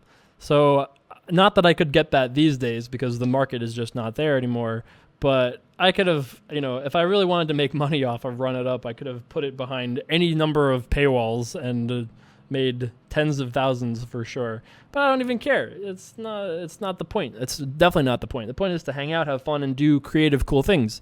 That was the whole point of it, is that I didn't want anybody to tell me what to do. Fuck that. I'll do my own thing, Fuck your face. That's what I have to say, actually. That's the scientific explanation I have as to why I want to do that. I'm from Stony Brook. Thanks, Blend Your Grind. Appreciate that, bud. Can you give your top 5 hottest poker players? Males only, please. Cannot. Sorry. That's how I get into trouble. That's how you get into trouble. I'll be like, oh my god, this guy is so hot. And then he just finds out and hates me forever. So not going through that, unfortunately. You'll have to buy me some drinks first. Any plans on doing a podcast with Rob Sesternino? I would love to. Please tweet at Rob Sesternino if you're a Survivor fan or any other fan of anything else he does. He does a lot. He does Game of Thrones recaps. I feel so lazy compared to Rob. Rob does Survivor, Big Brother, Game of Thrones, Walking Dead. Who knows all the other things that he does with his life. Has these great videos, all produced really well. It's kind of nuts. Hey, Jay Carver, do you know any big pros who play exclusively at Maryland Live? No, don't. No, I don't. The best expression you've ever heard. Buy me some water. You can buy me whatever. I apparently drink too, I don't know what to say. Awkward times in the Marshmallow Kingdom. I've ever been to Shirley? No, don't think so. Yeah, I'm going to have some work to do now, down to the 10 and a half big blind mark, but I don't really think we could do very much. We had a couple of good spots to accumulate. We raised on the button against Will in the big blind, and these guys both called, and it came 8-9-4 with 2 hearts. We had ace queen, no heart, so that didn't work out well for us there. That was one spot to accumulate, and then we had that one little shot we took over there. That was for only 1,800, so haven't really just got any spots since the blinds have gone up, and now we're at the point where we're going to have to do some work here. Otherwise, we'll be firing up them cash games. Yeah, that's what it is. I thought there were more questions. Hey, Jay Carver, when and where can we watch the cash game session you played last week? Thanks, man. Well, what's up, Jack-a-Zack? And that cash game I played last week, I played that 2550 televised cash game in Maryland last week. And they're going to put that on CBS Sports sometime. They'll have multiple episodes from that session. And I had a great time. It was really awesome. There was some great conversation, some really interesting hands. Although I got to say there weren't a ton of interesting hands played by me. There were a couple of good ones. Whether or not I'm on the winning side of them, well, you'll have to watch, I guess, to find out. There are some good moments and bad moments. It was my first time playing on TV. It was my first time playing live cash for a long time. My first time playing relatively high stakes, moderately high stakes in a long time. And I had the worst seat in the game with Greg Merson on my left, and then on his left was another good online kid. On his left was Matt Glantz, and then on his left was original David Baker. So it was really not a great spot for me, but I enjoyed the competition of it, and it'll make for a good show. The other option, I played for 11 hours, CBS Sports, I believe. The other thing that might happen eventually is that they had said that they were going to consider giving me the entire session to do commentary on. So that would be awesome to do, not unedited, but pretty much to have the entire footage of the entire session to go through with you guys. That would be pretty sweet. So any chance I can visit your studio for a live run-it-up session? I don't know about that. That's, basically, I don't know. There's several barriers of friendship that need to be required for that to happen, I think. I don't know. Maybe. Probably not, honestly. I don't know. It's, it's not like I have a studio somewhere. It's MGM Studios, Not quite. But how many hours of live cash do I need to log before I get an accurate hourly? Well, that's one of those questions that just really sucks because, depends on how accurate. But to really be able to say I make, $20 an hour at 1-2, you need to put in a lot of hours, man. A lot of hours. Even if you play, 4 sessions a week for a year, like you'll have a good sense of how much you're winning and losing, but that's not like a guarantee what your win rate is. Also, when you really think about it, like it's not really super helpful information because your win rate in one game could be very different than your win rate in having one different player in the game. So finding your overall win rate for 1-2, I mean, it would more determine like how good your game selection is. It would more determine the number is determined by other factors. Like I wouldn't be like, oh man, I got to find out what my 1-2 hourly win rate is. Like I would take that, like that thought process, I think is like the fruit of a bad logic branch, Like I think that, I believe that we're all in here, by the way. I think that your thought process should be a lot more focused on making good decisions and trying to like maximize, get the absolute like most money you're going to try to make on each hand. It shouldn't be about like what's my hourly rate, trying to figure out what my hourly rate is. And I would say like these numbers of like, it's 5,000 hours or more, I think for sure. Had ourselves a purr.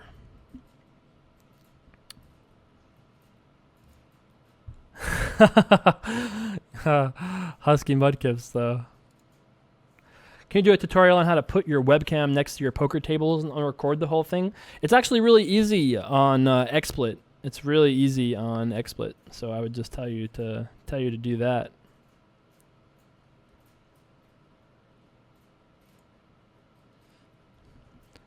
Okay. Nolan Dalla, that would be interesting for sure. He's like one of the great storytellers in poker for sure. I'm all in here.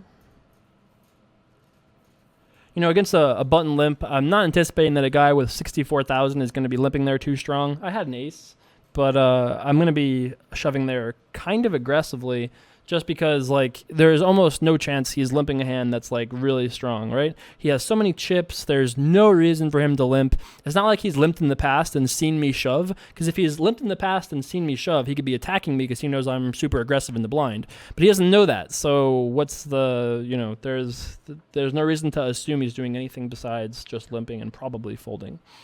So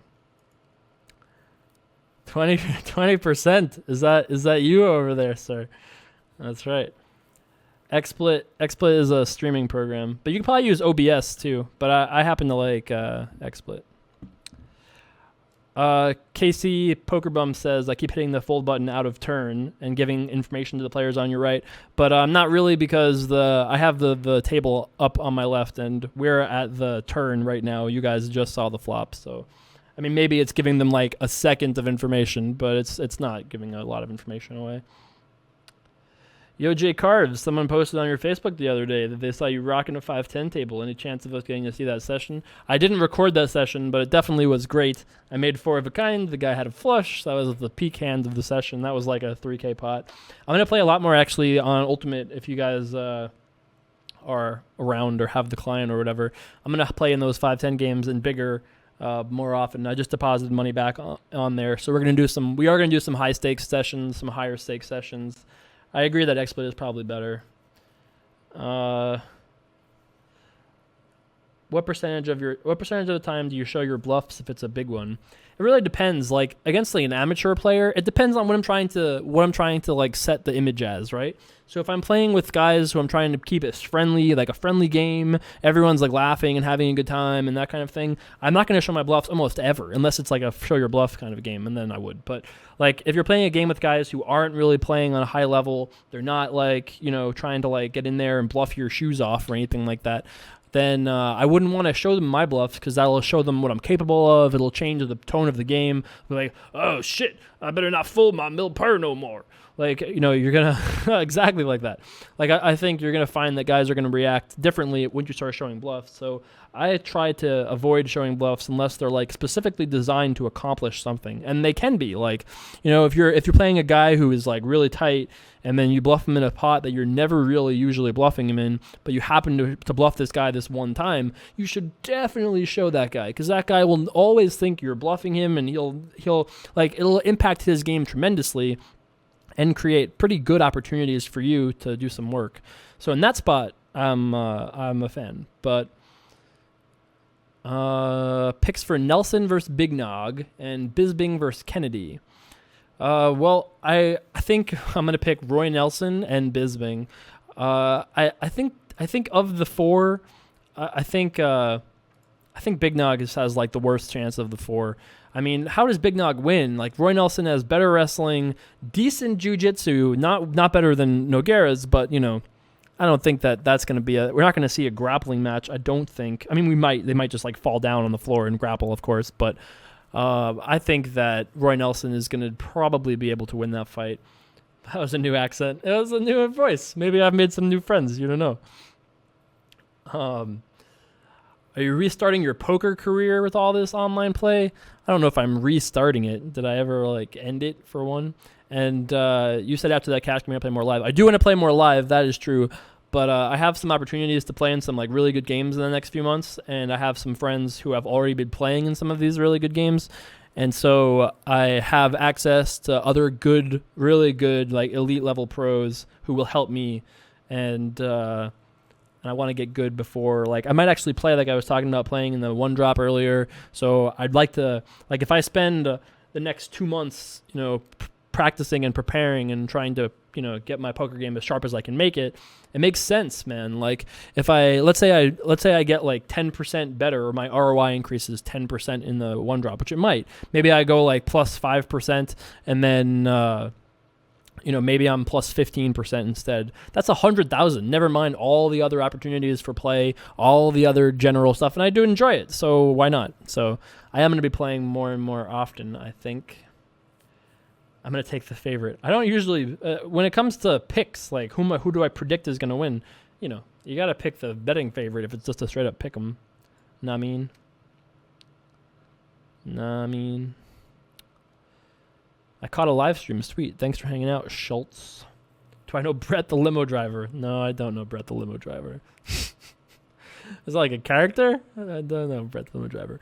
There's no rakeback for Ultimate Poker. No, there is no rakeback because Nevada will not allow it, I believe. Is that what's going on? I think Nevada doesn't allow it. Oh, deuces against aces. Oh, another set for Will Reynolds. No big deal. No big deal. And he again dodges the old outs.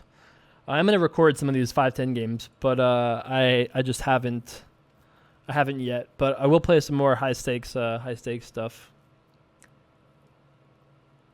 Are you gonna watch more NBA playoff games or more World Cup games? Definitely more NBA playoff games. I have so many friends that gamble on NBA, but no friends that really gamble on soccer. So I would love to know how you prepare to become a poker savage sicko, Jason, to be a fly on that wall. Well, you guys will get to see, because you'll get to see some of the same decisions made on Run It Up. So you'll get to see some of the thought process in action. Dan O'Brien is more of a look at me, I've got nothing type player. Yeah, maybe. And I've been thinking maybe we have to do a live apprentice. Maybe I need to adopt a protege. We have to have a next generation protege. Okay. Painful fold. Disciplined laydown. How much action would you take for yourself if you play the one drop? 10, maxed 20%. Depends how much money you have. I can never predict how much money I'm going to have in 3 months from now. Reynolds binking sets like crazy. Yep. You're going to sell action for one drop to the Run It Up Legion? I don't think so. Because you have to realize how annoying that is for somebody to sell action. So I have to take tax information and then get you the money, and then if we cash, and then deal with taxes again, and it's really annoying. So unless you're going to buy 50K worth of action, in which case then let me know. But if you're only going to buy 0.1%, that is just annoying. Which German player has the most Gus Hansen money? I don't know, but I bet you a lot of them do. I'll buy a condo or apartment in Vegas for free training. There you go. Move to Vegas, Husky Mudkips. Do it. Vegas Mudkips. Let's do it. Would I have shoved with deuces? Didn't he call with deuces? I think he called the deuces. What do I think about that article saying you were the next Daniel Negreanu? Well, I don't think anyone is the next Daniel Negreanu, but to be to be compared in some ways is obviously awesome. As as a guy who's helped me so much, I don't know if you guys realize just how much it matters when somebody like Negreanu, and I was just like a 19, 18, 20-year-old kid. Like, I don't know if you guys realize how much it helps for both like confidence and for like connections and for so much that when people ask Negreanu to be like, hey, who do you think are up and coming players? For Negreanu to be like, oh, that Jay Carver kid, he's pretty sharp. I mean, it's so awesome. It's so awesome. It was so good for me to like meet so many people, and he was a great mentor, man. Awesome. He's always been an awesome friend to me. So, Jay Carver. Recently on the 2+2 PokerCast, Phil Galfond mentioned that if he were to take a break from poker longer than 1 or 2, or longer than 5 or 6 months, he would feel way behind the game, since it is constantly evolving. I am currently considering taking an extended break from playing in order to save and pad an adequate bankroll. What are your thoughts on falling behind in poker? Well, I think that, by the way, I'll take some questions during this break. If any questions at all, now's the time. Fire it away. I can't miss it now. My thoughts on falling behind in poker. I think at his level, it's definitely true, man. Like, if he's playing with 5 or 6, let's say he's playing with the 10 best players in the world and then 5 amateurs. The amateurs probably aren't working on their game at all, and they're probably losing the same amount of money. But all the other guys that he's playing in the game, almost all of those guys are obsessed with poker. They're obsessed with poker. All they want to do is learn more, play more, make more money. And if you're fucking jerking off for 6 months while these guys are studying their asses off, like using the most cutting edge technology, they're using the most, like, they're talking to all their high level friends, they're just fucking like really going to town. If you come back into that environment unpracticed, you're going to be such a bigger loser than you were. Like, not only that, but you're just going to get destroyed. I mean, not destroyed, but you're going to come back at a huge disadvantage.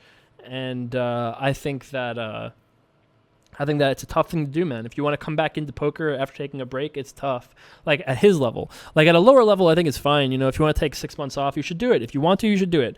Like, for me, I stopped playing the high-stakes circuit for tournaments in the last year, really, right? Like, in the last 5 years, I've spent the last year playing the least amount of poker that I've played in the last 5. And I definitely feel out of practice, for sure. Like, I don't think I'm at my sharpest at all. But especially since the field keeps getting better. So maybe 5 years ago, I was here, the field was here. Now the field is here, and I'm like this. So, I mean, maybe that's a little too close, but I do feel like the edge, my edge has definitely decreased over the last few years. But, if I was going to get back into it, I'd really want to practice, and that's what I'm going to do, I think. That's where I'm planning on. I think I'm planning on de-rusting right now. So yeah, I guess we'll have to see. Jason, how old are you? I'm 26. What is the status of I Bet You Season 3? Still no updates, unfortunately. How many players left in the tournament? 44 players remaining. Average stack is 23K, so we've got like a third to a half of average. Can I stake you? Nope. If you have to ask, nope.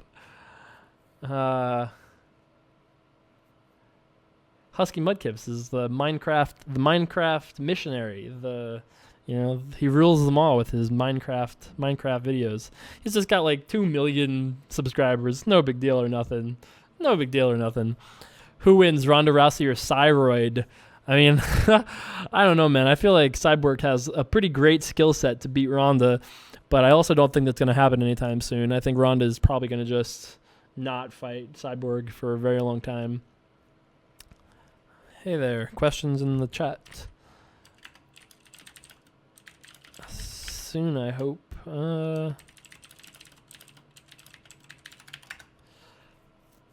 Let's see. Any advice where you can watch I Bet You Season 1 and 2? Can't you watch it on YouTube? I think it's actually just sitting on YouTube, if I'm incorrect about that. What technology am I talking about as far as poker software goes?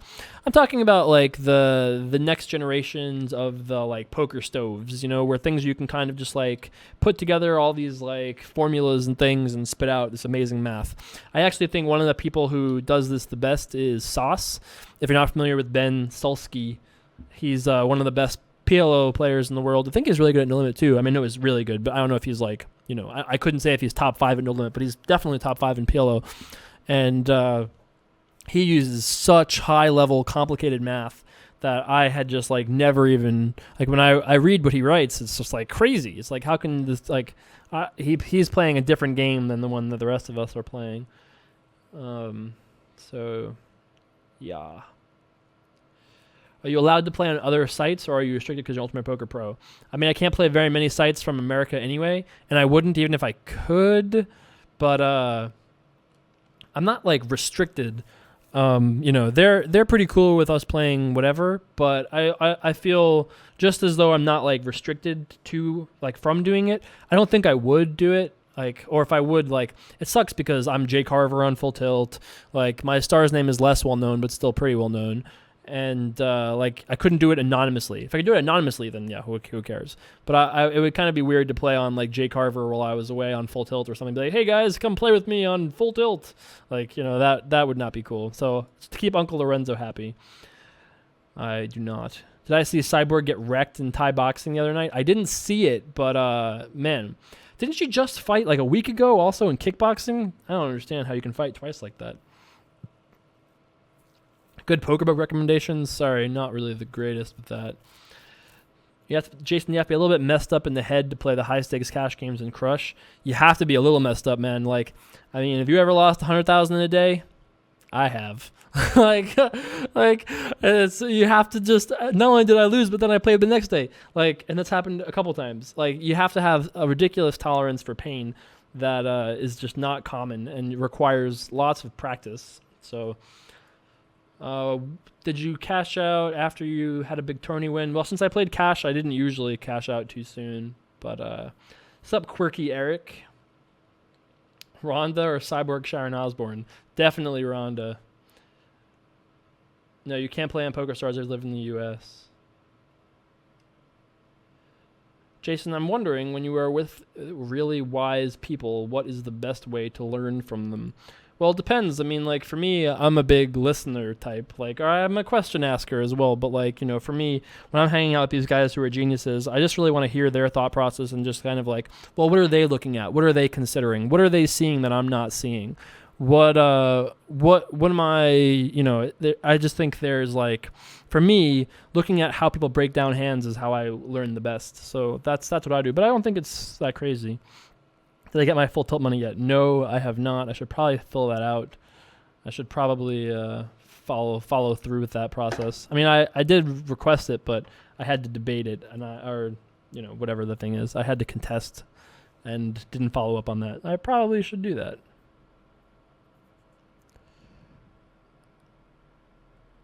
I would love to get the true thought process of someone like Sauce or Dwan in like 2009. I don't know. It's probably not as good as you think it is. I mean, it was definitely good, but the guys of these days would crush the guys in those days. Have you ever played at the same table or seen in person someone that scammed you? The worst I've ever been like really scammed, as far as I know, is from guys that like I loaned money to that then never paid me back and never made any effort to. I see those guys somewhat often, to be honest. I mean, not like often, but that happens pretty frequently. I mean, it's one of those lessons. You just don't loan money to anybody. If I could go back to my 18-year-old self and say one thing, a bit of advice, I would say, okay, well, one thing probably wouldn't be this thing, but if I could say a thing, I would say never loan money to anybody. It's literally never a good idea. Never a good idea. Either it works out and they pay you your money back, in which case you gave a big free loan to somebody, or it doesn't work out, ruins the friendship, makes it awkward to collect, makes it awkward around that person. I mean, I think I've loaned money to like 8 people and been repaid by maybe 0. Maybe 0. Might be 1. Probably closer to 0. Really sucks. Now, it's different in like poker. I mean, I've had to like front money for people who have been like, hey, I don't have money right now. I need to play this 10K. Can you give me 10K to play this tournament? I'll give you back money tomorrow. That's one thing. But people who are not like immediately planning to give the money back, I don't know. I don't think that's a particularly wise thing to do. I'm all in.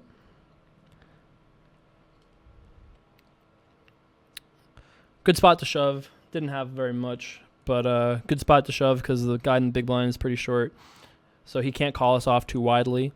doesn't really mean, I'm going to shove with a pretty wide range. I don't think it gives away too much to say that. Just because of the fact that when the guy's got the same amount as me in the big blind, you can't just like click call with like ace 3 offsuit. He's going to rather shove than call that hand like that. So it encourages us to attack in that spot. Seriously serious says, I got to run, but I'd like to check this out sometime. Are these live streams a regular scheduled thing? They are. I'm going to do this 6 p.m. every Sunday. I'm going to do it. 6 p.m. every Sunday. Thanks for hanging out. Yeah, loan money is definitely kind of a gift.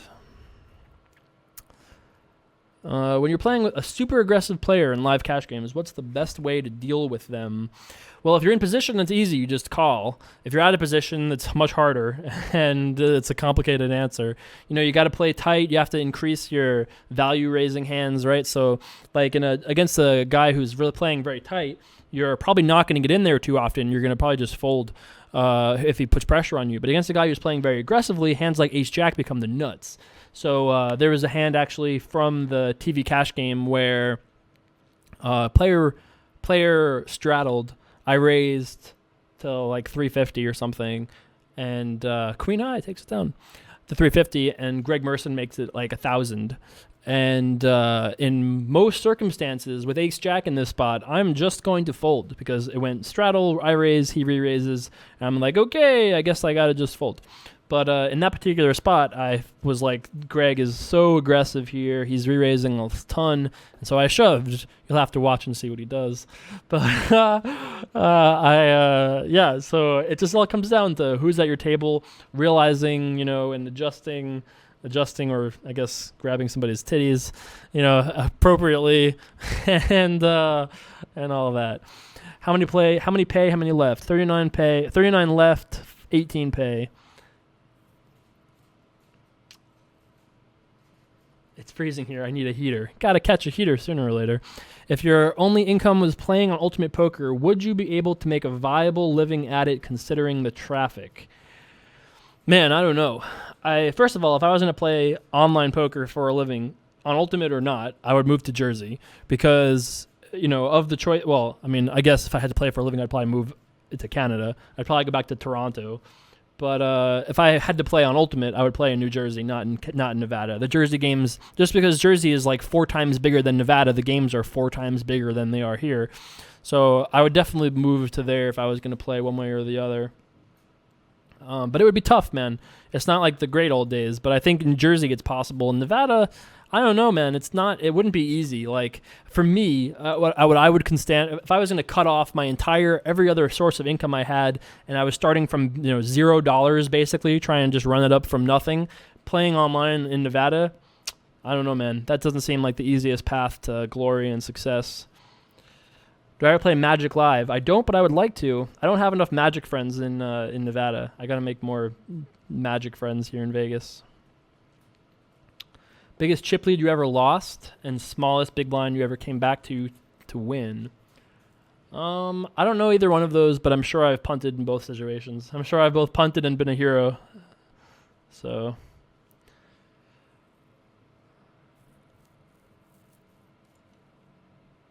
all right. I'm all in.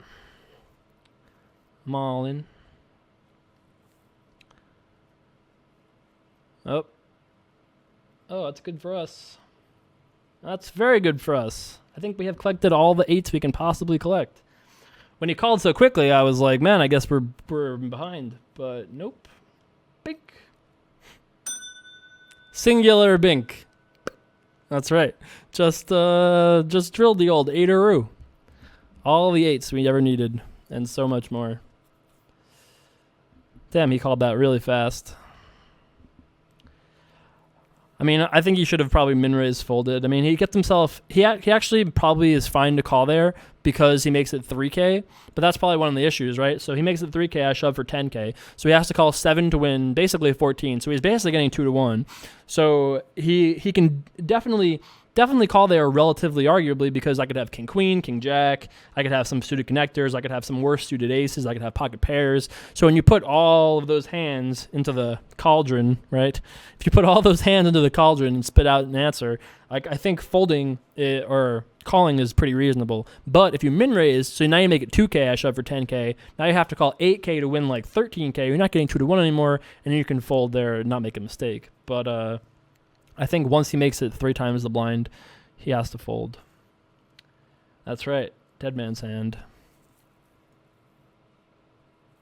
He really didn't believe. He didn't believe me, Bryce. You know? I guess I'm just not a believable kind of guy. Any of you guys play Smite, by the way? I started playing Smite. You can add me. I'm Jay Carver over there. I've been enjoying it. It seems pretty awesome. SMH, shake my head, bitch. I guess that would be B at the end, but just shake my head. That's right. Starting from scratch, what would be the easiest way to glory and success? Find yourself a wealthy businessman that likes to play poker, and then play a lot of poker with him. That's definitely the way to go. Jason, based on your face expressions, I had a perfect read of 8-8. You did great, kid. Allosaurus. Props, bud. On YouTube, they're like, wow, he missed the camera. I hit the Twitch camera, okay? I have to have 2. That's how science works. I play a lot of League of Legends. I'm gold 1 in League of Legends, bitch. I want to be plat so badly. Plat, and then I could retire. Plat, and then retire. You played 2 games of Smite and then uninstalled? Aw, that's sad. Yeah, I just started playing Smite. I just started literally yesterday. So I just started yesterday. You can add me. I'm Jay Carver if you want. It's like a MOBA. It's like a... I don't know how to explain it. It's like Dota, only third-person camera. Really interesting, actually. I kind of really like what they did with it, but it doesn't seem to have the depth of League of Legends. But it does miss the raging community, which I don't really miss that much. How many left? I believe there's like 30 still. That's right. Find a successful businessman and go from there. Do your high school friends hit you up for money a lot? Never. Never. Sup, Crispy Flow? I mean, to be honest, though, I don't think I have any high school friends left over. I was only in high school for 2 years, and I wasn't particularly social when I was in high school. So the number of like people that I really left high school with were mostly poker friends. Like, you know, the guys I played poker with were the ones I hung out with the most, and none of them still play poker or have for years, really. So I don't really think I have. Maybe I have like 2 or 3 people from high school that I still consider as like friends, but you know, don't have too many. No, I graduated high school in 2 years. That's right. Don't need 3 years of this high school shit. I'm out of here. I'm out of her. There you go. Bobby K, someone that graduated from my high school asking for money. There you go. Not the same class, though, even though we're the same age. Graduated a year before. Snuck on out of there. How excited are you for the GOAT simulator? I have no idea what that is. What percentage of your online winnings do you think you should cash out, and what percentage do you think you should keep in your bankroll? Totally depends on what your life role is. Totally depends on what you want to play. Totally depends on what your priorities are. You know, I have no great answer for you, to be honest. This guy is all in. Well, we're not folding, spoiler alert. I have the ace end of the queen. Okay, gonna need some hold ball. 9 of diamonds. Close to scary. Very scary. All right, GNG. I mean, he only had 2.5 big blinds or whatever. But that's very crucial for us. That's a pretty big pickup for us. I mean, it's like a 25% pickup to our stack there, so not complaining. What is this GOAT simulator you guys are talking about? IMO, take your online winnings and invest in startups and areas you're interested in. I got to tell you, man, I did that, and it didn't work out well for me. In my opinion, you should take the money you win at poker if you're lucky enough to win a lot. And if you love poker and are winning at poker, put more into poker. You know, I think it's fine to diversify, but you know, I think that you have to be careful with investing in things. Like even Doyle talks about like how many weird things he's invested in lifetime and how few of them have worked out. You know, I mean, if you look at the history of poker players investing money, you look at Full Tilt, you know, you look at all you never even hear about so many projects people put money into that just don't pay out money. You have to just be really, really careful. Really, really careful. Jason, do you think you would still be playing poker if you didn't meet Daniel Negreanu and was never influenced by him? Yeah, I mean, I don't know if I would still be playing poker, but I would have probably had a very similar path in poker as far as, well, maybe not. I mean, I think Negreanu encouraged me to do more of like the video stuff. The reason why I'm like good at videos and things is almost purely from Daniel's influence. You know, like you have to thank him for putting me in so many experiences. Like I did a Q&A with Daniel one time that he gave me such good advice for. Like he really did impact my game like significantly. It impacted my life significantly. As far as like my poker game goes, like we didn't like he helped me with tournaments at first, but I don't really feel like we really exchanged too much poker information. He was a great influence to me, but you know, plenty of pros have gone bust investing in stupid shit. Yes, that is true. Startups are very high variance. Also very true. Do I invest my money in things other than poker? Yes, I have. How has it worked out for me? The answer varies wildly. It's never worked out very well, so it hasn't varied that well. But for me, you want to see the payouts? Yes, here you go. $100. You get 10 cents for making 18th place. 10 sweet cents. I will get to send 2 cents to somebody if we make it to the final 2 tables and not higher. And then first place is 28 hundo. And there are 34 players remaining.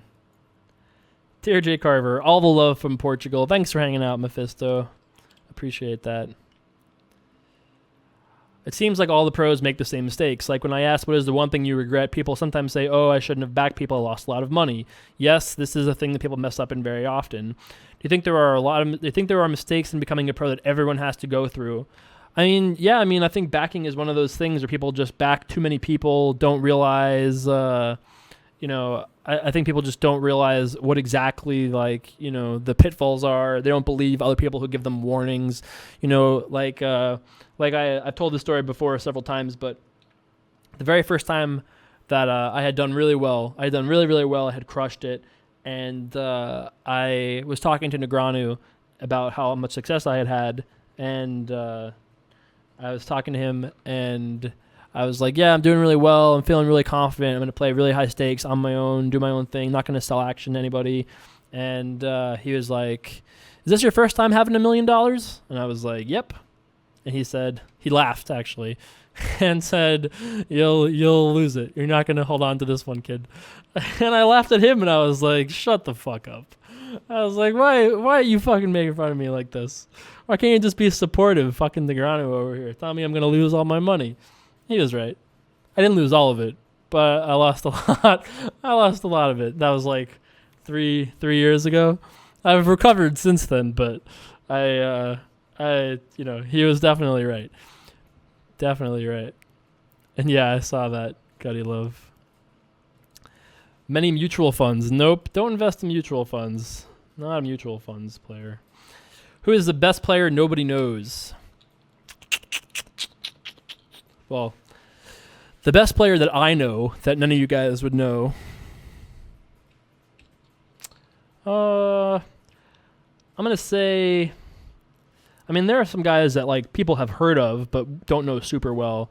I think Darren Elias is really, really good. No one gives him credit, or not enough people give him credit for being super sick. I think Roble is really good. No one gives him a lot of credit. I think who is that guy that I went deep in the main event a couple years ago? Who is the guy that he got 11th or something like that in the main event? He was an Asian pro. He was an Asian pro who got, when I went deep in the main event, he went deep in the main event. The year that Russell made the final table. Curious if you guys can remember who that is.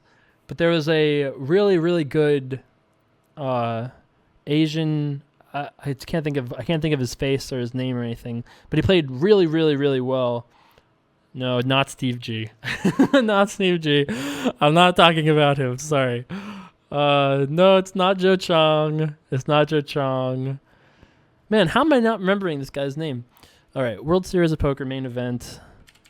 Main event 2012. Was that the name of the year I went deep? I think, yeah, it was the year I went deep. Let's look at the results here. Danny Wong. Danny Wong. That's the one. Thank you. Danny Wong. Danny Wong. That's right. I think Danny is really, really, really good, and people don't give him a lot of credit. So that would be one of my picks for sure. Bruce Lee. Yeah, Bruce Lee. Not Bruce Lee. Tuan Lee, I think, is very good too, but I haven't played with him in years, so I'm not really sure. I'm not really sure how good he is these days. But gonna make a bet here. Kind of an interesting flat call from him, but he probably just has a hand that he wasn't confident enough to do anything with pre-flop, so somewhere in like the marginal-ish range. Could have had a pretty good hand, but gonna just have to fold here now. I think we have to bet he's gonna fold like ace-jack, ace-queen, might fold like, I don't know, a relative variety of hands. It could have also check-called, because I did have a par, but sneaker poker, could be you. We did have an 8, but don't really think we can continue there. I mean, we're going to do call and then check. No, don't love that. We could check and call instead of betting into the first place. I think that's possible. I've never heard of that guy. What do I think of Alex Masek winning his 8th circuit ring? Circuit wing. I don't know anything about him, but sounds cool. I mean, it's obviously a sick accomplishment. I just don't know who that is. How come there aren't more Asian sickos? There are a lot of Asian sickos. I mean, you look at Joe Chong. We were talking about a lot of them. Joe Chong, Tuan Lee, Nam Lee, Kenny Tran, Johnny Chan. I mean, I just haven't even been thinking about it, and I named like 80 of them. So there are a lot for sure. It might have deleted your comment if if you do like 10 exclamation marks, it deletes your comment. Sorry. Rules are rules. When Russell Thomas first contacted you to coach him, how random was that, and how skeptical were you? Did you know him before? Did you ask friends about him? Did you get percentage of the cash or just coach rates? Well, I don't want to talk about what we did, but I did have an investment in him doing well, of course. And I had played with him on day 4 of the main event, so I met him then, but I didn't know him before then. I wasn't really skeptical because what is he doing? He's making it up. I mean, I wasn't really skeptical. And actually, right after I agreed to coaching Russ, Jake asked me to coach him. But I was like, oh, this is such a cool opportunity. It's my first time. And then I got two opportunities like literally 20 minutes later. But John Fan, another good one. That's right. Aloha, Run It Up Warriors. Aloha, David S-N-O. S-N. All right, David Enso. What are we playing today? This is a $100 buy-in tournament on ultimatepoker.com. We have a quarter of it for the Run It Up bankroll. A Run It Up Warrior has 20% out there sweating his life. Could make $600 if we ship this tournament. That would be sweet. 600 sweet J Carver PayPal dollars could be coming his way if we ship this. So, what do I think about the guy who got his ring taken away for taking home a tournament chip as a souvenir? I think that not only did he get his ring taken away, he was banned from Caesars for life, which I think is correct. If somebody's putting chips in their pocket and isn't like 88 years old and just like has no clue what's going on, like anybody who's like, oh, I'm just stealing the highest quantity chip because, I mean, like what?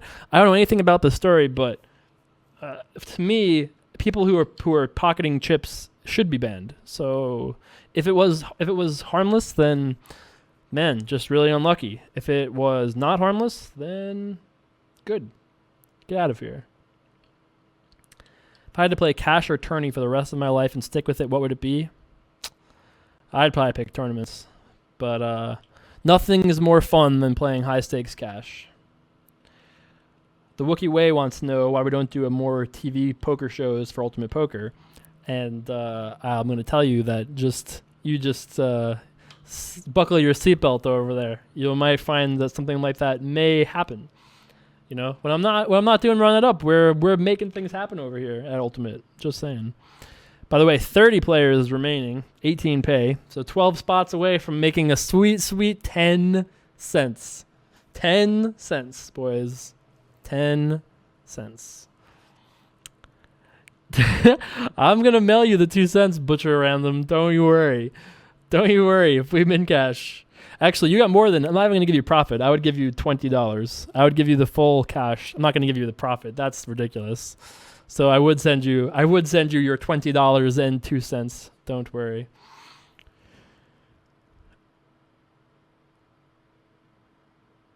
Not his first time doing it. Oh, I don't know that. I've never heard that detail before. Yeah, I mean, you'd have to final table some pretty big tournaments to compare the rush of playing like, you know, for me, playing like some of my fondest poker moments are playing like ridiculously high stakes that I should never have been playing. Like playing 300, 600, playing 150, 300. And I don't even have like good memories. Think about if I had won in those games, the memories that I would have. I've lost in all of these games and I still have great memories. Not all of them, but most of them. Like I'm pretty sure my record of like at like 100, 200 I'm a winner at, but like higher than 100, 200. So 150, 300 and above, I think I'm probably stuck like, I don't know, 200,000, maybe more, probably more, not much more, but maybe like $250,000, but there's nothing. You're playing 300, 600 or bigger. Like like we had talked about, I played, 1K, 2K at one point in my life, pot limit pineapple. We've talked about this before. I mean, like it's very easy to lose 200,000 in that game, which is what I did. So back in the good old days. That was after Negreanu said I would lose all my money, which I guess is one of those things that happens. Yeah, I don't know what's up with this payout structure, but I think because it just hit barely the guarantee that it just sets out this $100 thing. But yeah, I don't know. Yeah, that's awesome, man. 25.50. Nothing is funner than 25.50. You're raising an Xbox game every time you open. Or your big blind is an Xbox game. I'm misspeaking. It's an amazing experience to raise to 150, C-bet for 400. I love 25.50. It's a great thing. It's a fun game, that's for sure. Raise it up, dealer.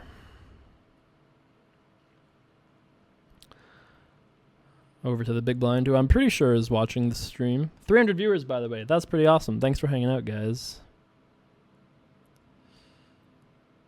That's right. So now the stream, it's still on him in my life, and he has just seen me raise in the stream. So, okay. No information for you, sir. No information for you. Gonna bet here. One of those flops that we're always betting as pre-flop raiser. It's one of those really good ones for us because it's a hard one for him to do much with. And it's just going to be so good for us much more often than good for him. Just saying, bruh. Jason, why did Negreanu say you would go broke? Oh, that was quick. He didn't wait for my speech. Don't have anything, unfortunately. Well, this is going to go up. Don't worry if you can't. If this internet's giving you problems, we'll be putting this up with hole cards on YouTube later on today. I'm all in. I re-raised an Xbox One. That's right. To Will Reynolds is Reynolds XO. Somebody asked.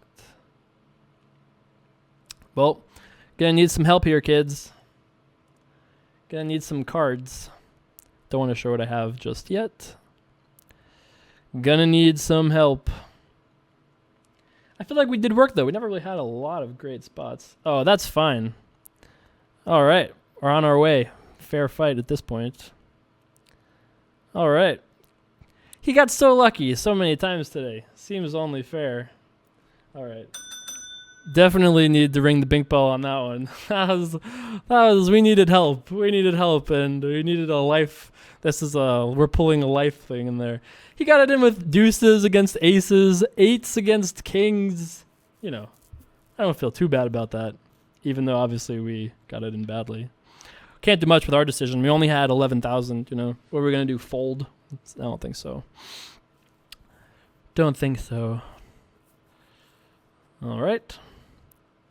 Back to the races, I suppose. All right. This would be a nice pot to win. This would be a nice one. All right. Fair enough. Seems only fair. Seems actually more than fair, actually, now that you think about it. We aren't out and actually gained like 4,000 chips. Boy, that would have been nice, though, huh? To just have 40,000. We could have done work with that. All right, I think we're on that folding grind now. 40,000 would have put us at 8th. We would have been up there. Instead, we are still just holding on there.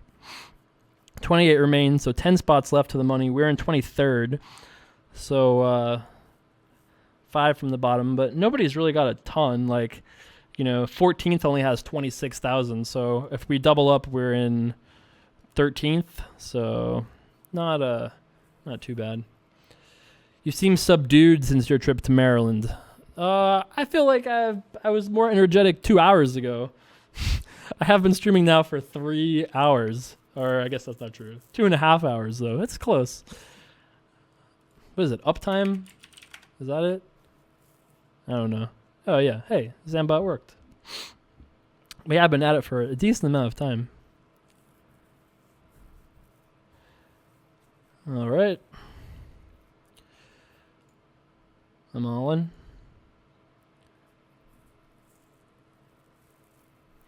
Don't want to talk about this one too much till it's over, since both of these guys certainly have stacks that can afford it.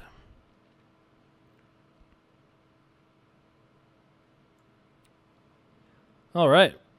Big pickup for us there. We go from 16,000 to 22,000. I'll take it. It's a really good spot for us to attack. I don't think it gives away much to say. It's a good spot to attack because of the guy that called on the button.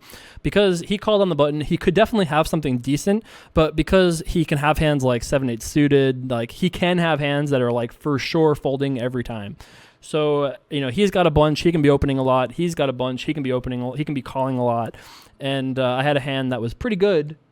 Pretty good. So if he does call, I'm not usually in too terrible of a shape. And yeah, so it worked out. Who's your favorite NALCS team? Favorite team has got to be, I have to say, it's my favorite team to watch is probably Cloud9 because they're just amazing altogether. But my favorite team, beyond that, is Coast because I know the guy who owns Coast. So I'm biased to the Coast guy. But yeah. Hey, Grumpy Pro, what's the buy-in for this? This was a $100 buy-in tournament. Why did Negranu say you would go broke? Because people that have a lot of money in poker don't hold on to it very long. Like I was talking to Gavin Smith a couple days ago, I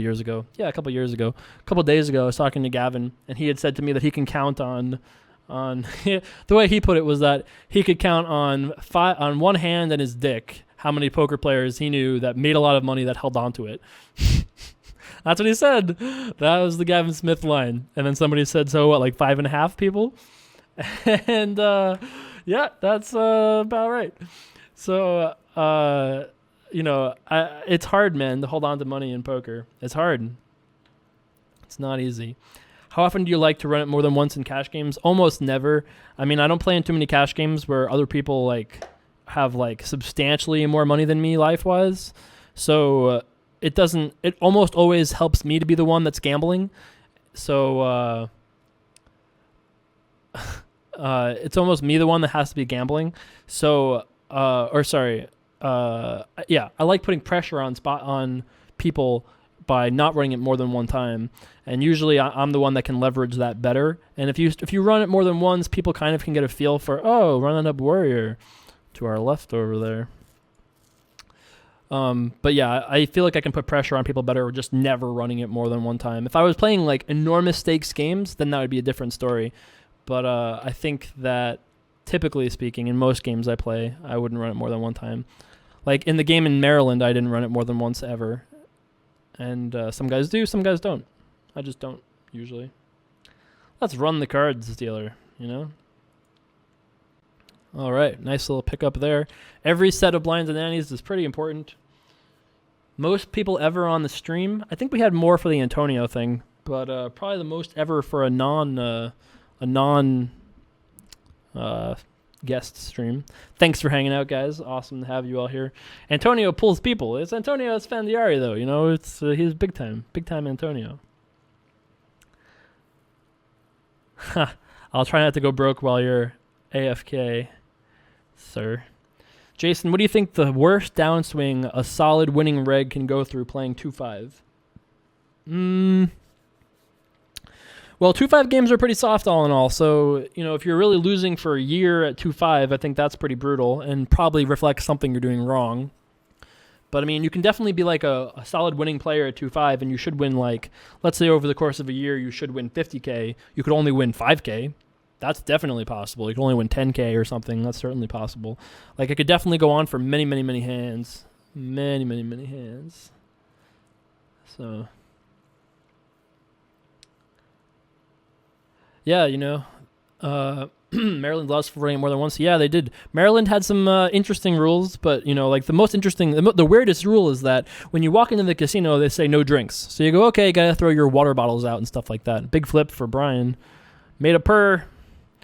They make you throw your water bottles out when you enter, or any drinks when you enter the casino, and then but when you leave the casino, they still make you throw out your drinks. It's really weird. Like, they don't want people, like, I guess, taking their alcohol out on the street, but it's just like a weird rule that you can buy a water bottle in the casino, and then you walk out with it, and they say, sorry, you have to throw that out.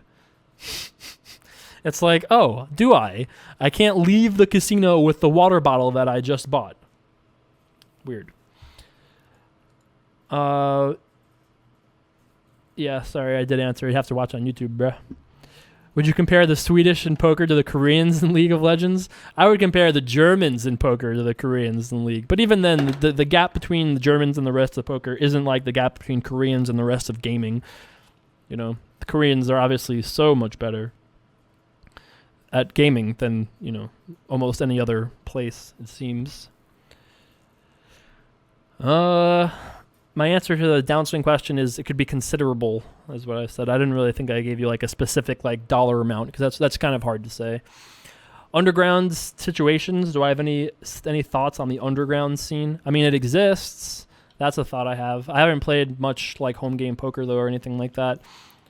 It doesn't really exist too much on Long Island, and I always felt like, for me to like want to go out when I had online poker as the alternative option, it never to me made any sense to go play live cash or a live home game, because I never felt comfortable enough to play high stakes. And if I'm not playing high stakes, I might as well play online and play high stakes. So like I never really felt comfortable bringing like 5K or more to a home game that I'd never been to before. Or, you know, you don't know. You never know who's going to pay, what the deals are, what the rake is. And a lot of the time, the rake in these games is incredible, like 5% or 10% uncapped. So imagine how crazy that is for those of you that don't play poker like super professionally. But imagine that you're playing a game and everybody has $2,000 in front of you. And the two of us play our hand, and in online or in a casino, they would take out $3 or $5 or whatever. If they're taking 10% uncapped, it's an insane money pit. So you're taking out, like we play a 2K pot, $200 off the table. It's crazy. It's a crazy drain to the game that people just don't give enough credit for. So I've never felt like super comfortable between the high rake, whether you get paid, don't get paid, if the game is cheated, if somebody is cheating, if somebody isn't, there's just so many different like layers of nonsense that I just never really wanted to get into.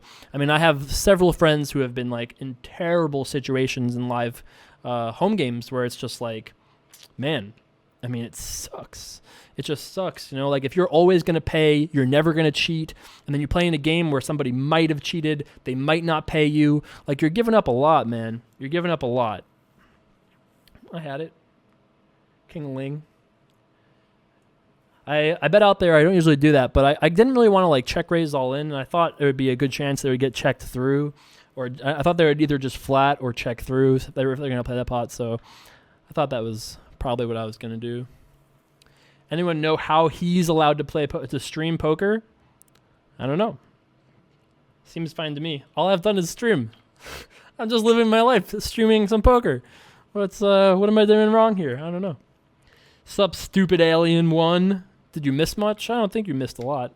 We've been playing poker for like 3 hours, though. That's true.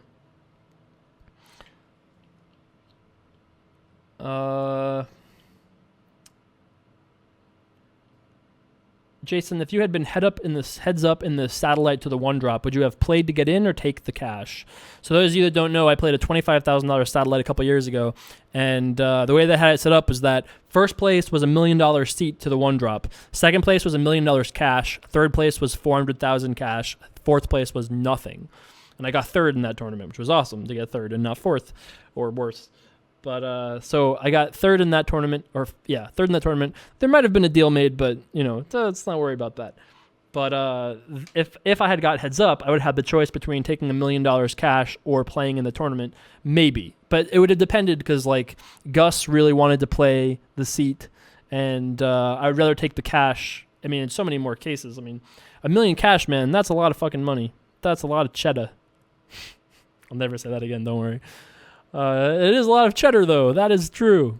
And, I mean, taking $1 million makes a lot more sense to me. Hey, Jason, it's really tough to get your hand histories off Ultimate Poker. Yes, this is true. As far as I can tell, you have to look at a hand one by one. Is that true? And is someone working on that? I don't know for sure if that's true. There might be a better way than what you're doing, but it is definitely one of those things we just have to improve. Like, I 100% agree with you. For sure. Pocket Fives wants to know, sup, Jay Carver, flop any sets with me yet? I haven't, unfortunately. Don't you pay 30% as an American? Not immediately. You immediately pay as a Canadian. You don't immediately pay as an American. Yep. Yeah, you definitely, I think taking $1 million definitely makes a lot more sense.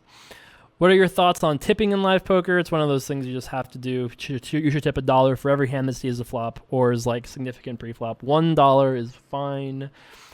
The tips are higher in lower games because people don't know what they should do. The tips in the higher games are usually just $1 or $2 per hand, And I happen to like the time pot for tipping dealers thing too. We were doing that in Maryland, where at the first hand of every deal, we would just give the dealer the $50, whoever won the pot. So.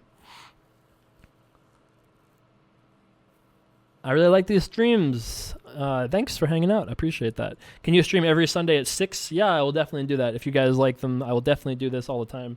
I got to say, this is probably an above average duration.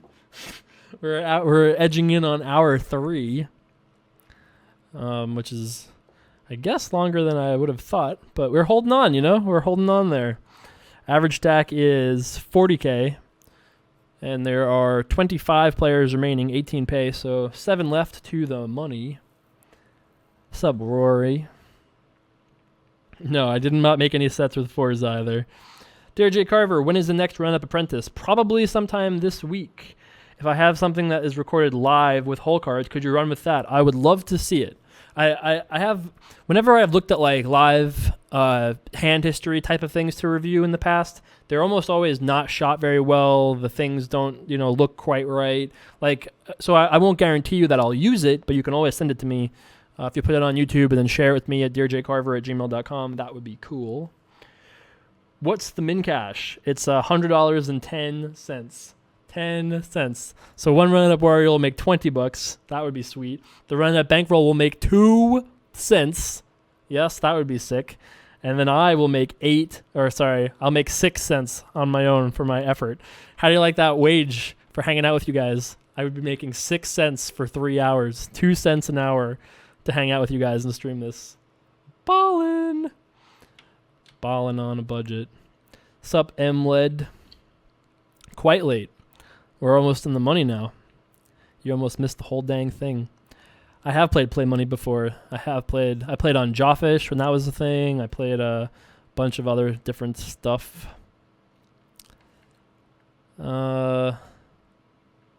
Have I ever considered changing my last name to Carver? I have, except for the fact that my dad would be mad. But I mean, it makes sense. I feel much closer to Jay Carver. I like that name. It works fine. I'm all in. I'm all in.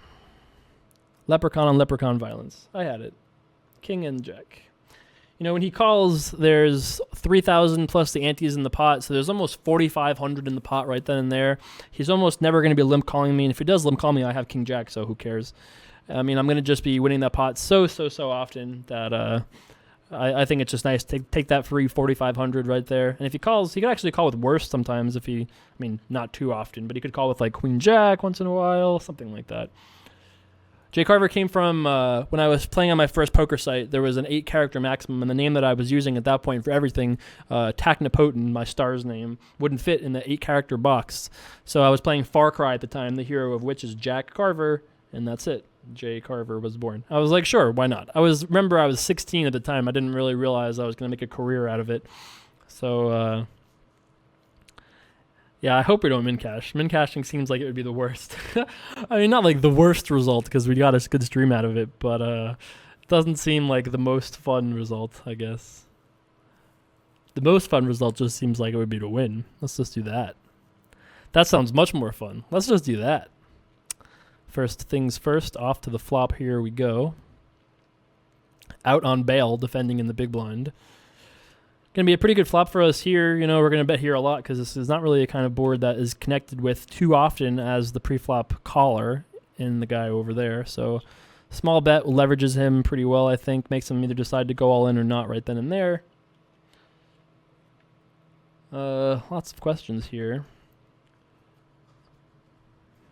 We're 7 off the money. You'll know we're down to 6 when somebody moves from this table because if somebody else busts at another table, they're going to have to balance. Who was the guy who said he was going to limp raise Dan? I don't know. 3K for first in this tournament. That's right. Chipping on up. We're almost at average, boys. We're almost at average. I've always wanted to be average. We might actually be there. Breakfast with Jay Carver, 7 a.m. Welcome. Pretty good flop for the ace-7 of diamonds. Doesn't get much better than that. All right. Sorry, later. Sorry, out on bail. Not your day. Not your day.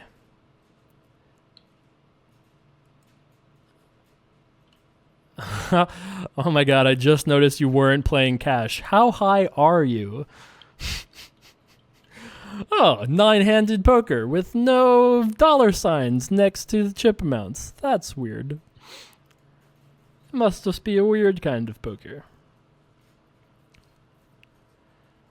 If you have a sticky opponent to the left, increasing your raise size is rather bad, actually. Well, yeah. If it doesn't impact him, then yeah, I can see that being bad. Like, you know, it's kind of like if the guy is always calling you on your left and you're out of position, raising bigger, letting him just call more, so you play bigger pots out of position against the same guy, doesn't seem to accomplish a whole lot. Know what I mean? Doesn't seem to accomplish a whole lot. Disciplined fold here. Very disciplined fold. Super disciplined fold here.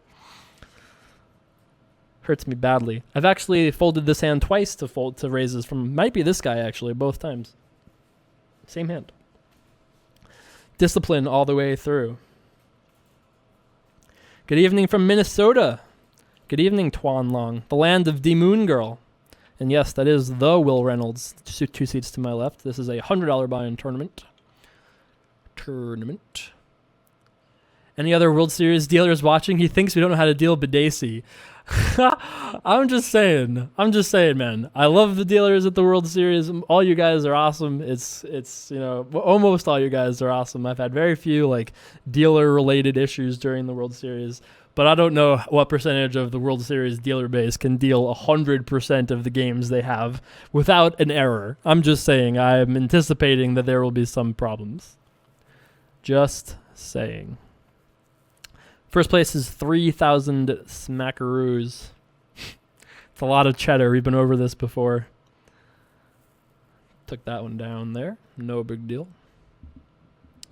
Ain't no thing. Any Irish warriors still up? I bet you there are a couple.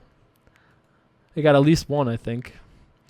Chipping on up, by the way. 12th of 23. Quickly approaching average. What hand did I fold that was very disciplined? I folded the queen 10 of puppy dog feet. I know. Crazy talk. Crazy talk. Jay Carver, you're going to be in Vegas in June? Probably for the World Series. Come say hello. I lied. Sorry, Mets 2001. This stream fits in perfectly to my currently terrible sleep schedule. I know what that's like, man. I know what that's like.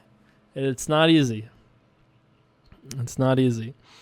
Think about the poor guy that has 20%. He's over there getting all excited, nearing the bubble.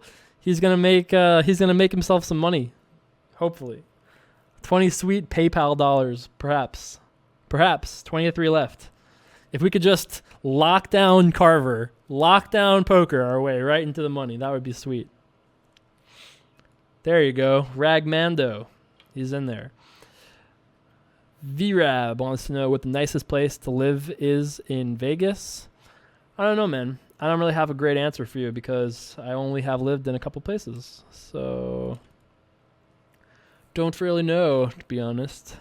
Every single time you say puppy dog feet, my fiance squeals from across the room. Puppy dog feet! That's great. Thanks for sharing that. That's awesome. It's not an original of mine. Cannot take credit for it. Boom. Boom. Average stack. Almost. Almost average stack, baby. Doing work. Doing work. Jay Carver, can we do a Run It Up live game in June or a meetup? We will be doing lots of things like that, for sure. While everybody's in town for the summer, we'll definitely be doing lots of different things like that. I don't know about 25 cent, 50 cent, but we can probably do like 50 cent $1. Any idea on the cost of living in that baller tower besides the Aria? Oh, yeah. It's definitely in Husky Mudkip's range. That's for show. Nothing is for show. That is for show. So, for Joker, a kicker, min raised. We defended in the big blind. The biggest of the blinds. Actually heard a 60-year-old man refer to clubs as puppy toes a couple nights ago. That's cool. All right. Check and I raise.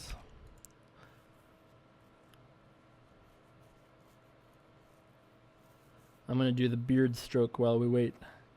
The damn Blitzarian, I guess. The Karthus avatar, deep in thought. Okay, good luck us. All right. Boom. Boom. Oh, man. I think we're in second place, boys. Second place, boys. That's right. Second place. That's right. Just the ace and the ace. Nothing like it. Perfect. Just call him the big blind. He flops top pair. We check and we raise. He doesn't believe us. Off to the cage with you, sir. Where's the Toshiba drill when you need it? Not that we drilled anything in that particular hand. But, hey, there we go. Doing work now, kids. They're in trouble now, boys. They're in trouble now, boys. 90,000 chips. What do we do with 90,000 chips? We're in fourth, but it's pretty close. Second, third, and fourth all have 90,000. Chip leader has 120,000. 22 players remain. When he goes all in, my heart's racing like I'm in the hand. That's kind of funny. All right. This was all for the run out of bankroll, right? No, not quite. Not quite. Blinds go up every 15 minutes, I think. Is that how this works? Every 15 minutes, I think. All right. Off to the flop we go here.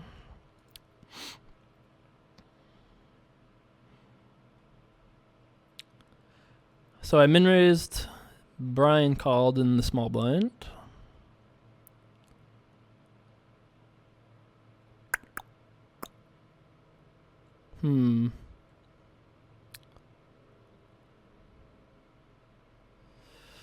Interesting.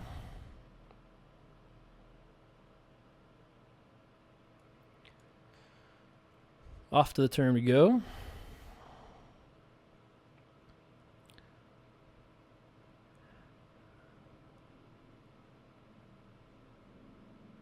I know he's watching, so I really can't say very much.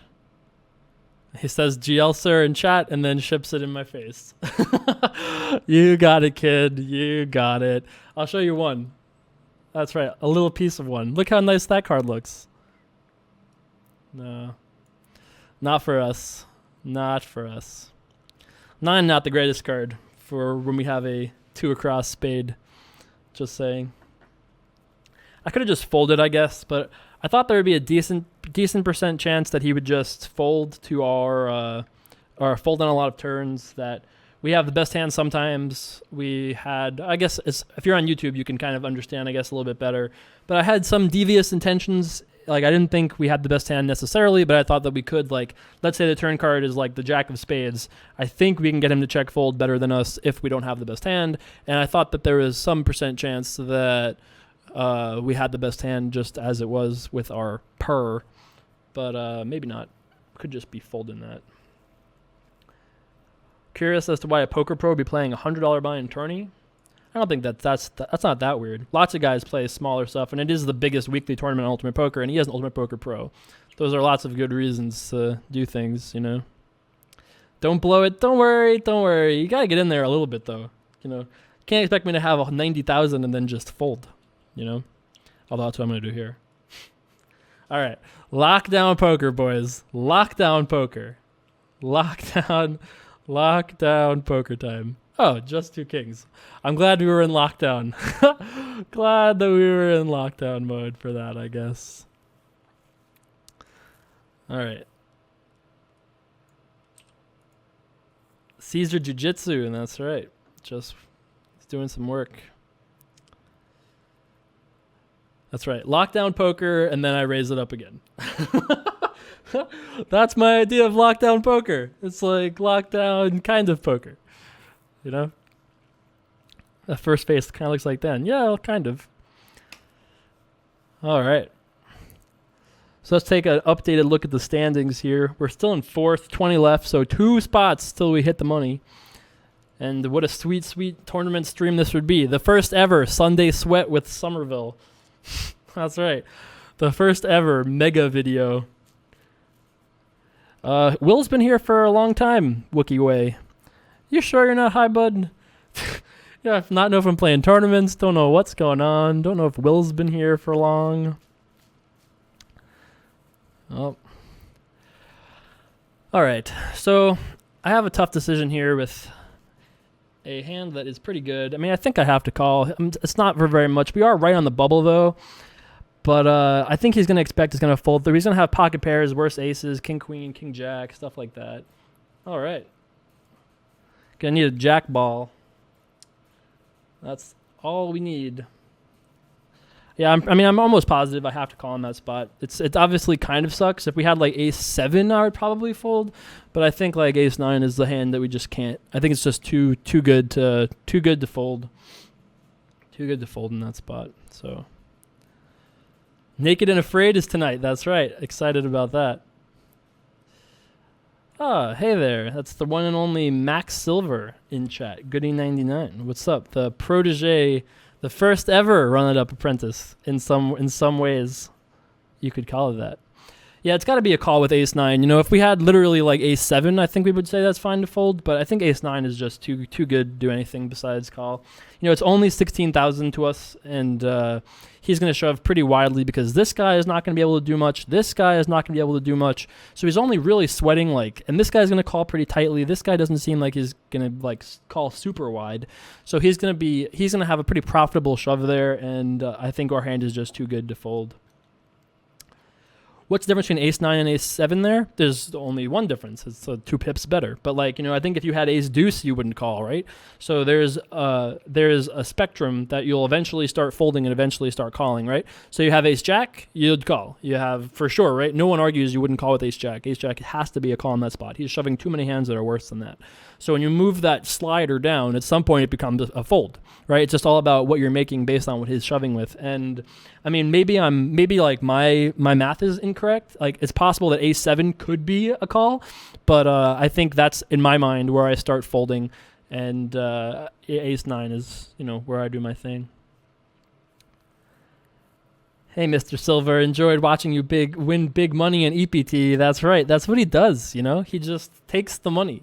You think we do the claw treatment. He just wins all across Europe. No big deal. No big deal.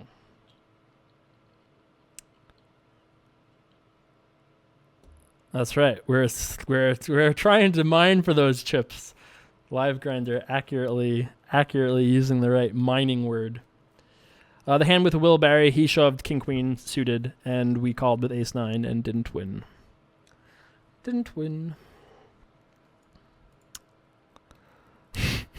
I should have said GL sir in chat and then shoved or called. Then he would have definitely been taken down for sure. If only I gave him the Brian Kings. GL sir. What do I think Will's shoving range is there? I mean, I don't really want to say because I'm pretty sure he's watching.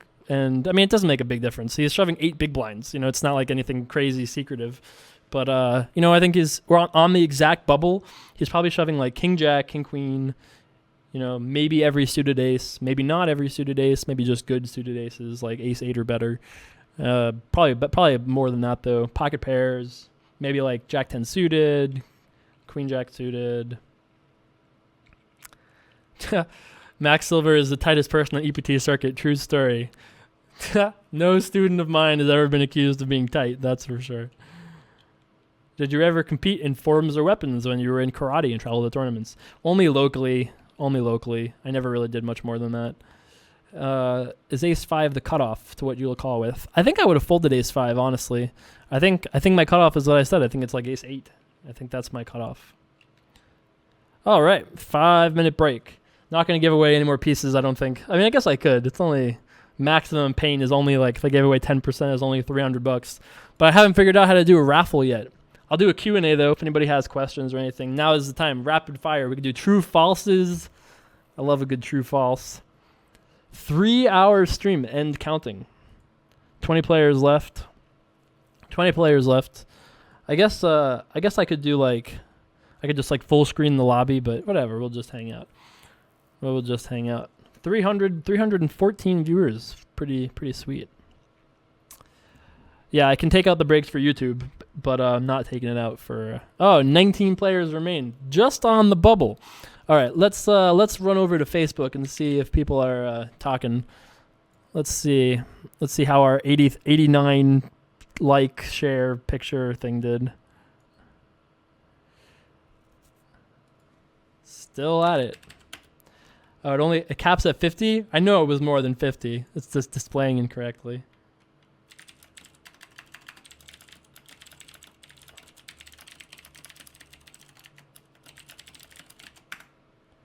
All right.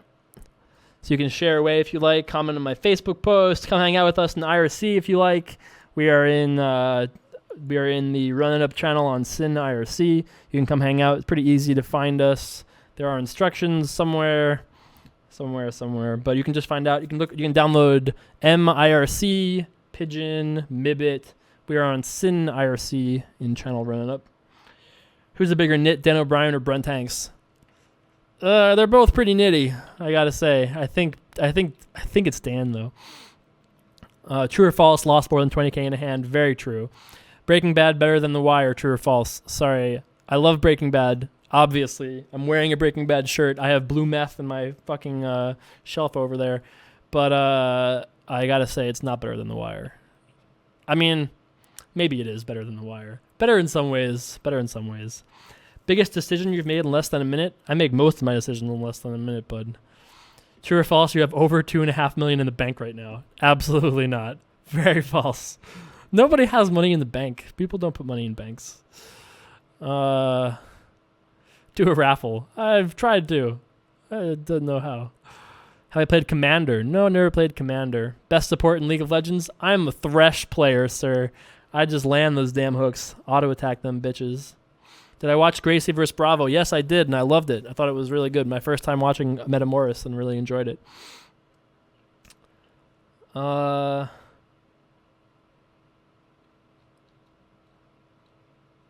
I don't think that's true. People didn't. I don't think people took down their shares when they lost. That would be pretty. It'd be pretty nuts to be exactly flat at 50 if that was true. How to improve game being extremely antisocial? I don't know, man. I'm pretty antisocial. You just make poker friends that you don't hate. Yeah, Sean just posted instructions if you want to check that out. I want to go watch Believe, but I can't till this is done. Hey, I could just win. You don't want to not be here if I'm going to win. Do I sleep naked? Not usually. Final table, the main event, or one drop is ninth in chips. Main event for sure. I can do so much with that main event PR, man. Who I think will be on my next run-up hangout? I have a couple guesses, but I don't want to spoil it. Somebody asked, will there be more videos than this week? I think there'll be more. But probably will be like a... My ideal plan is to just do videos when I want to do videos and have it be less scheduled. But I like the idea of doing 6 p.m. every Sunday. We'll do this stream. That could be pretty fun. And we'll always stream for at least 2 hours and go from there. But beyond that, I guess I'm not really sure. I'm not really sure what my plans are.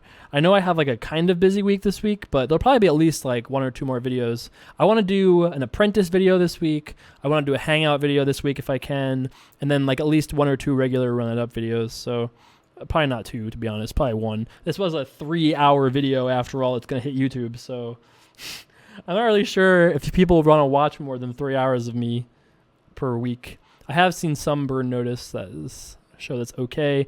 I feel like Burn Notice is one of those shows that could have been always so much better and just never really was. Tweet the Twitch link?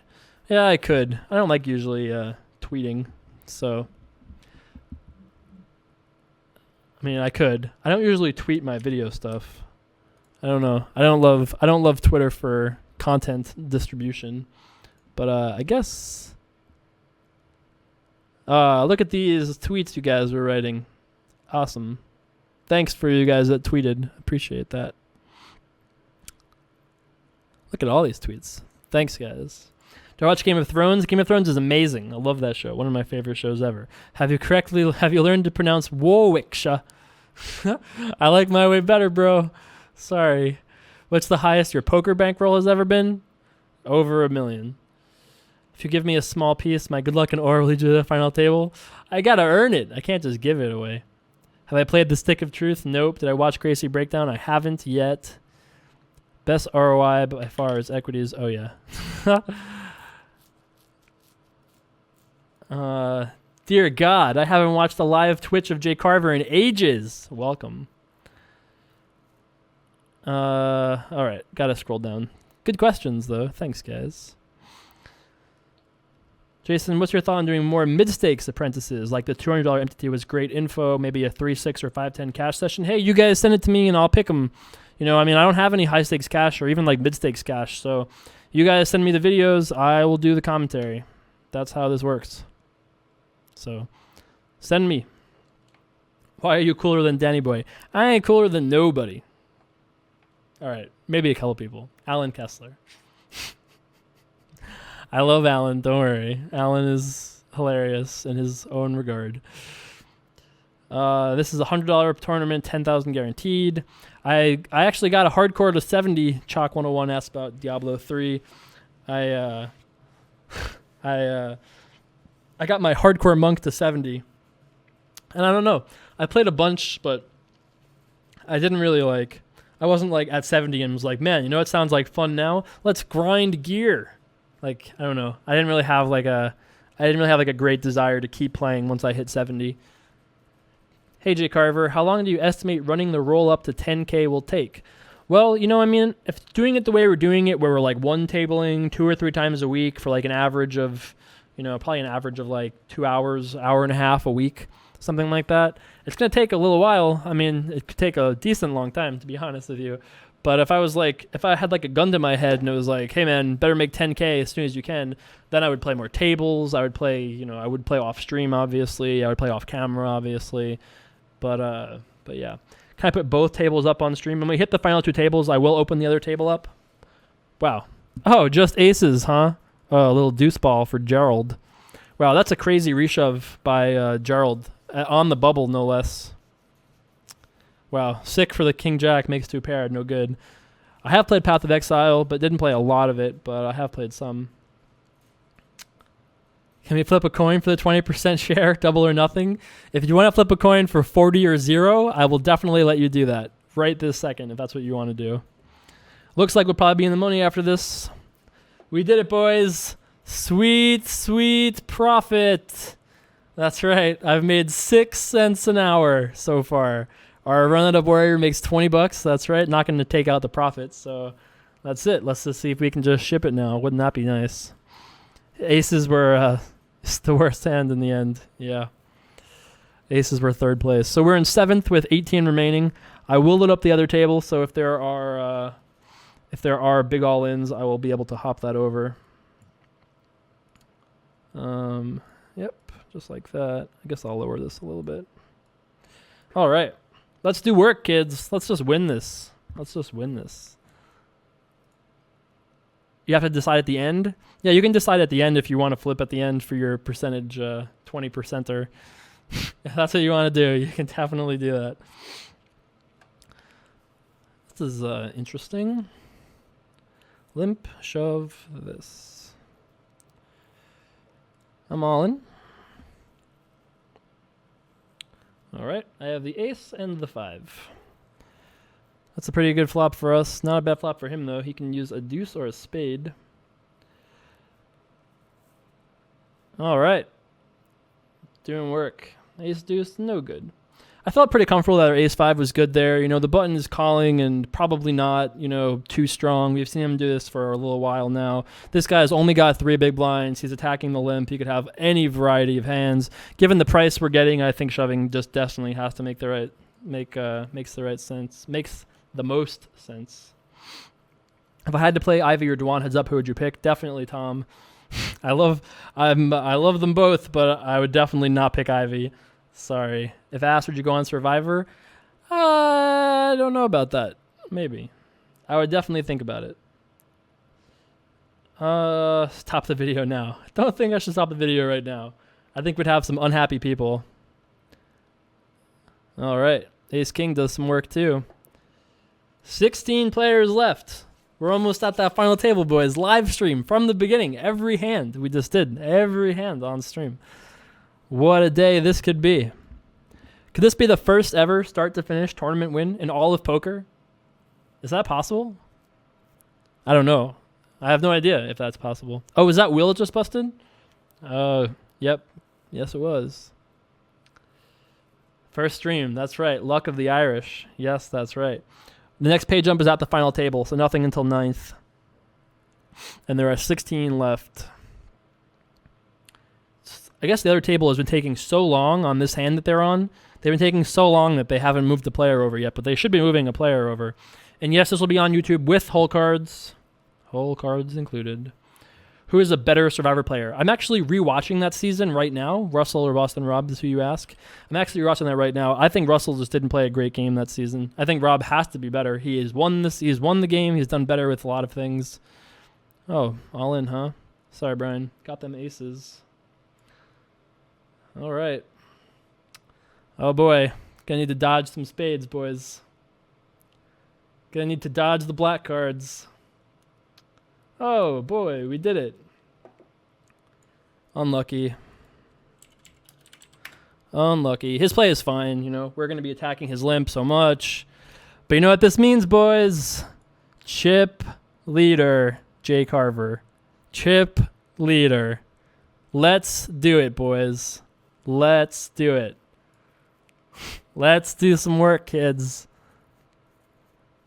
Let's see if we can do some work here. Just the ace and the ace. No big deal. Where's Antonio to make some side bets?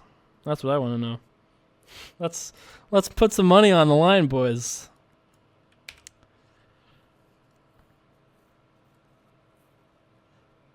Doing work at the moment.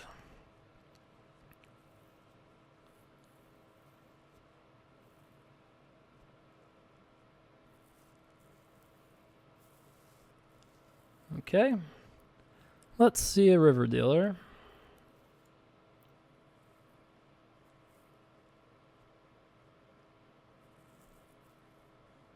Interesting spot. So I have an 8. We're getting a really, really good price. That being said, we don't beat many 8s. We don't beat any 6s. We beat 4s. We don't beat 9-10. We beat 7-9. I mean, I guess we can call it this ridiculous price that we're getting just to see what he has kind of too, but nice. 8 is good.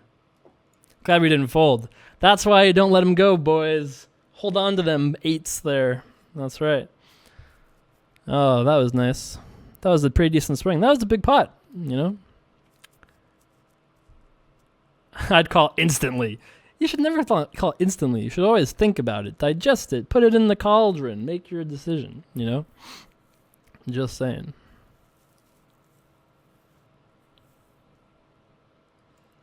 Okay.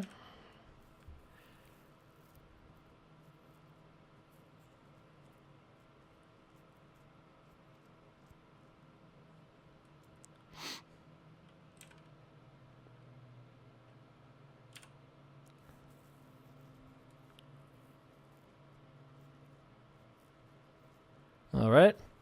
Guess we're not winning this one, boys. the heater is dead. I mean, we beat some hands. I have the king of diamonds. We beat some hands, but I guess we don't beat what he has. He must have spiked an ace or had a queen. Like, yeah. Thanks for showing me, I suppose. I mean, that actually kind of sucks for us because if the turn card was a, like, I don't know. If the turn card was a 4, we would have just check folded. But because it was an ace, we bluffed and happened to run into his 3 of a kind, which kind of sucks. But yeah. Okay, I guess we're folding this one. Other table has an all-in. Looks like the all-in player is going to survive with the ace 5. That's a lot of 5s. Still in the chip lead. Let's do some work.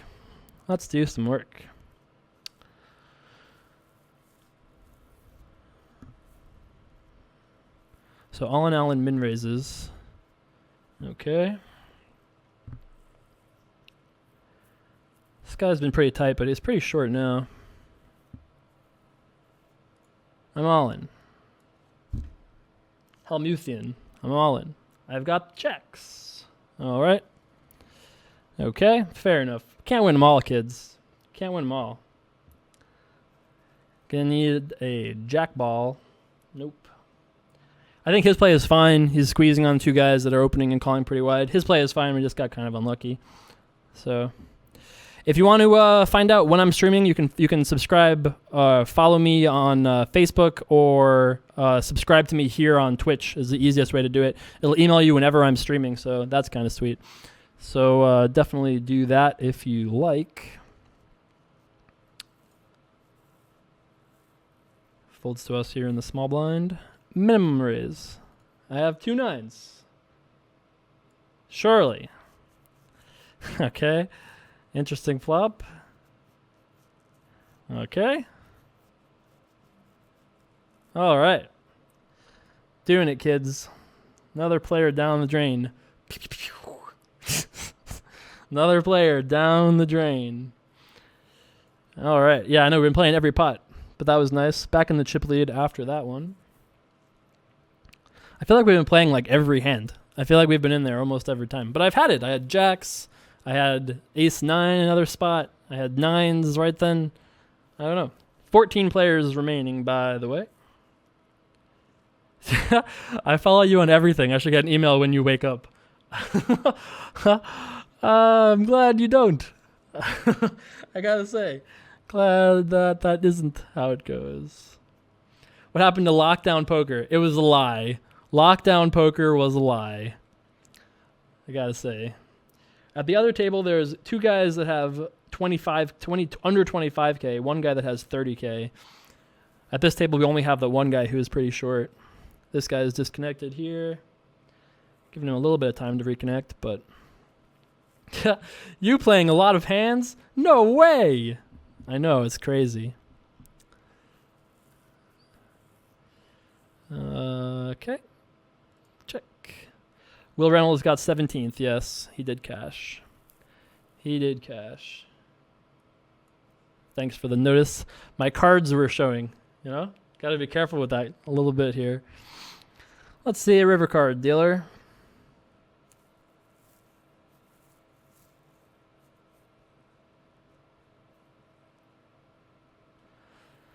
Okay, so I don't think that we ever lose this hand, but I don't think he ever calls us with worse. I have 10-9 of diamonds. So I think I'm going to just check back. I don't think he ever can call us with hand like that. Like, the way that I played this hand, I actually made the most money I could make because, you know, he had queen 7. So I gave him a chance to bluff and didn't want to take it, but I think checking back there makes sense. Like, what is he going to call us with? He has to have, like, queen 9 exactly. He has to have, like, queen 9 exactly, or otherwise we're chopping or we're losing, right? If he has a 10, we're losing or chopping. If he has, you know, what else does he call with? He has ace 6 in calls? I don't think so. So, them beard stroking tells. I don't know. I've never played live poker with a beard like this. This is a new experience for me. 14 players still remaining. Let's do some work and just win the fucking tournament. Let's just win the tournament live on stream. That's right. The run it up magic would be sweet to just ship this thing. What do I think my chances are of winning this tournament if I just could give you a percentage right to this minute? Well, so there's 14 players remaining. So there's like 900,000 chips in play, and I have 150K. The structure is pretty fast, rather. I mean, I don't know, maybe it's like 20%, something like that. I mean, it's not super high, but I think it's okay.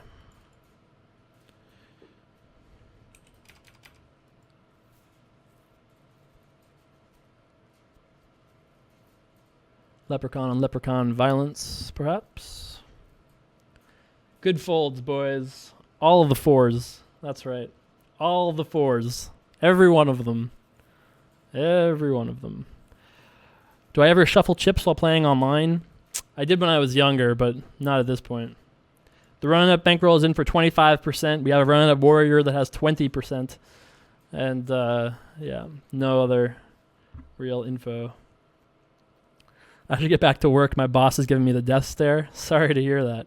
Got an all at the other table. Them jackers up against the ace 9. Jacks are all in.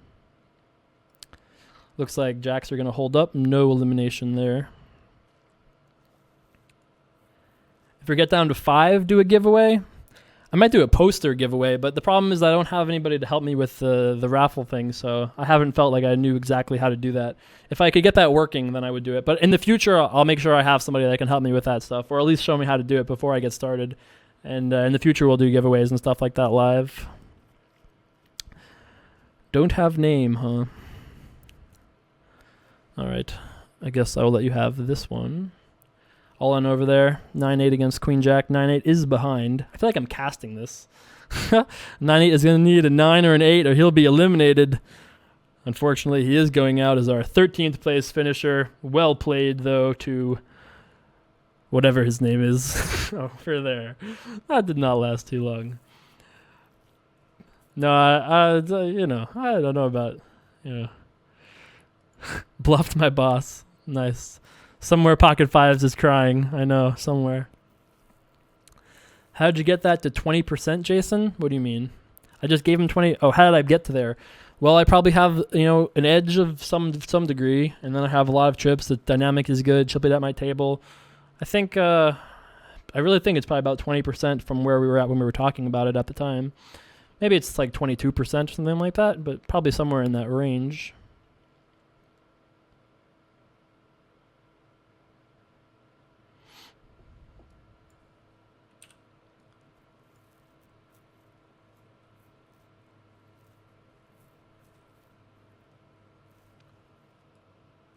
For the fans, you know. I probably had the best hand. 2 pair versus pair and a flush draw. Well, flush draw now. Looks like 2 pairs going to win it. Bust another player. 12 remain, boys and girls. 12 remain.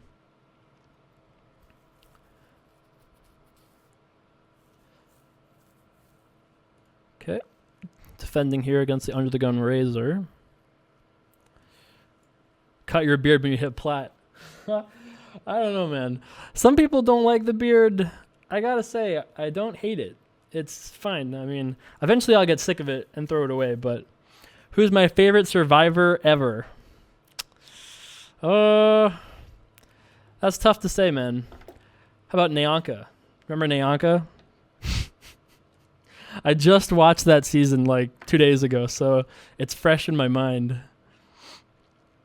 I heard Jay Carver only wears gold-covered socks. Nope. Don't know if that's true. Yeah, it would be $800 to first if we ship this for Run It Up, which would be sweet. We need it. Am I right? Hashtag we need it. Ninth is only like $100 more.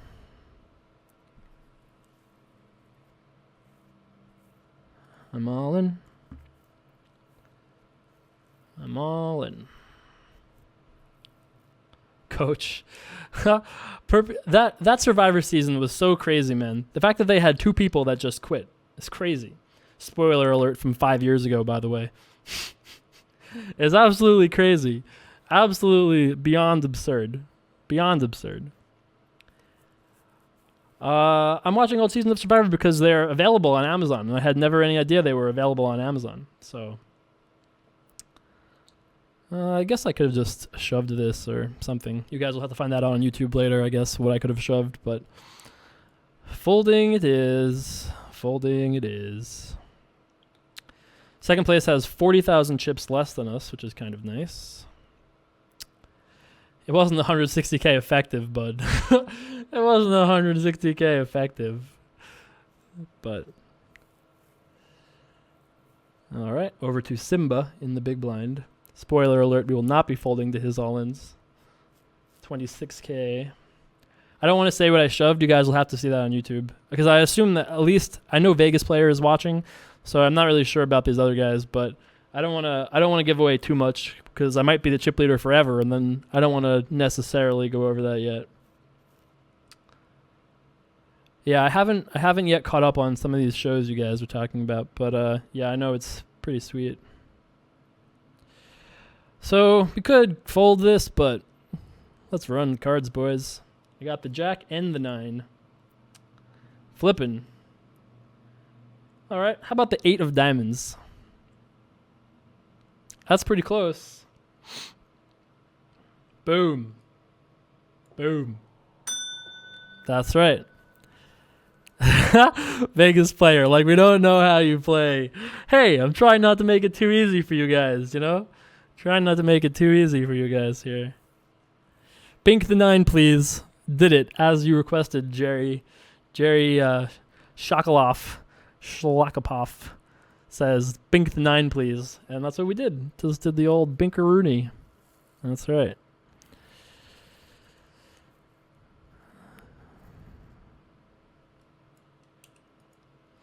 What poker player would do the best on Survivor? Gotta be Negreanu, man. That guy is ready to play some Survivor. He is ready to play Survivor. Pocket 5's Lost. I know. Did I ever see the show Lost? Yes, I did see the show Lost. A very big fan of the show. All right, I check. I rivered a straight draw. Don't think I win. Wow, he just checked with ace-10 preflop. That's interesting. Interesting. You're 250 to my 110 for me to win. I don't know. That seems like a pretty good bet for you. I don't think I win that often enough. Maybe. Close. I don't think it's quite correct mathematically for me.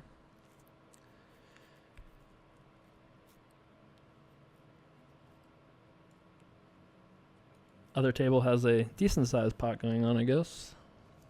I guess you just saw a flop, but we get to see a flop here. That's kind of nice. My favorite hand. When I used to play props, I played 3 and 5s and black cards. This is like the flop for me. I've been playing in games where a flop like this would win me like $20,000. This is the flop for the 3-5. That's it. It's the big boy.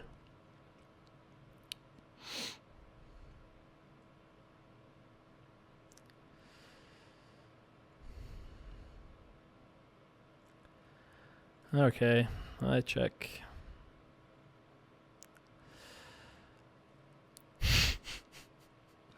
So sad. What does this guy have? What does this guy have? I mean, I don't have anything, so I have to fold. But I'm really sad about it because what the fuck does this guy have? He has like ace jack, like red ace jack maybe. I can't beat it. I wish they gave me a pair. I would be much happier if I had a pair. 9,000 dealer. How do those props work? Well, you usually have to keep track of like flops and stuff because there's too many things. It's like 5 in the middle, deuce on the side. The way that I played it, you had to keep track of like a notepad file or something. But yeah, it depends on how you play. No beard stroking, he doesn't have it. I feel like I've had my hand on my beard the entire last half of the session at least. All right, they've been picking on us, boys. I've had it most of the times. I had good enough to raise. Just hasn't worked out for us. Would anticipate seeing a limp here from this guy. Oh. I mean, this could definitely be strength, but 2-1 in position. Let's make a pair, boys. Make a pair, go all in. That's the plan we've got here. He might just ship it with everything. Nope. Checks.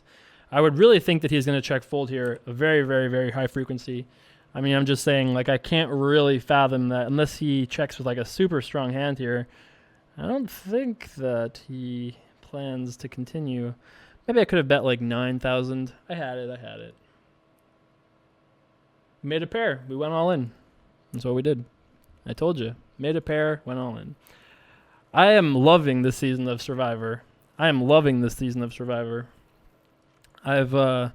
don't know why, but I've really gotten into this season. I've been a big fan of what they've done.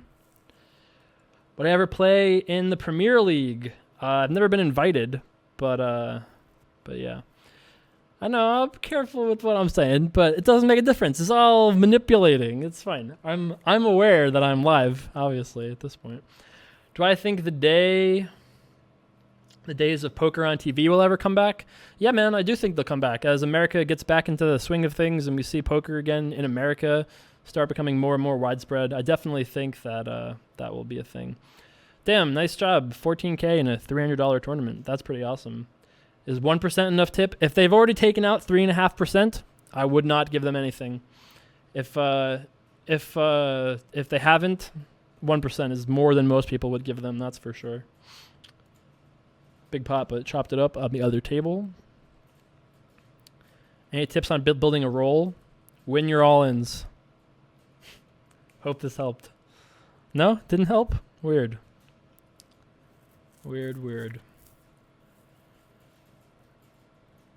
Okay. I will fold to. Claims ace king. I don't know. Maybe. Oh, here we go. Jacks against fours. Oh, nice flop for the fours. I folded a jack, so don't like the jack's chances. Gonna need the jack of hearts. Nope. No good.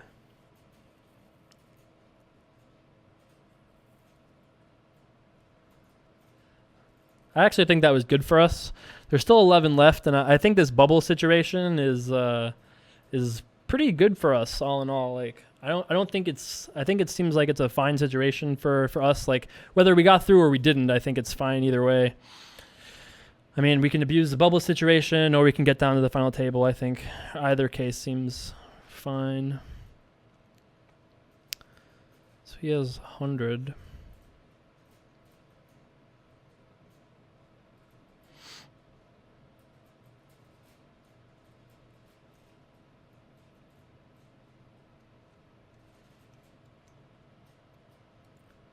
Let's see a flop dealer. Check. I could easily use the live stream to angle shoot players. I could, but I'm not telling anybody to watch. It's not like I'm making anybody watch this, so I don't know.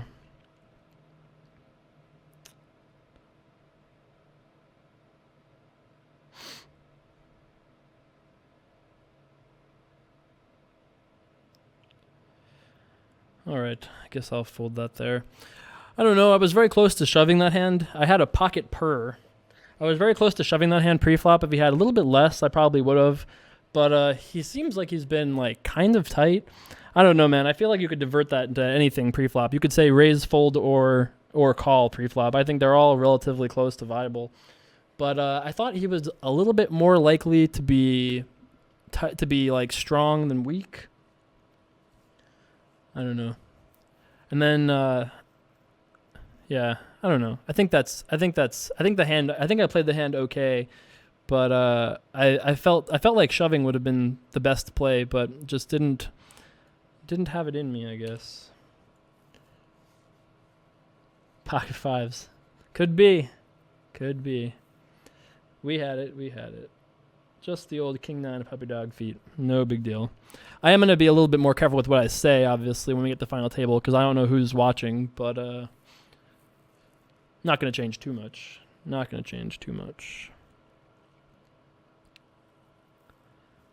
Oh, big all in at the other table.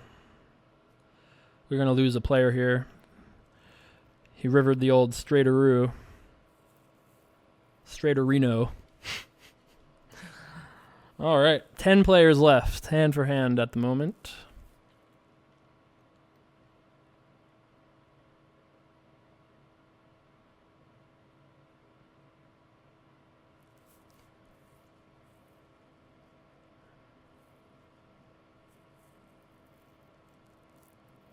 Is this a spot where you feel like we have a big edge when we are heads up blind versus blind?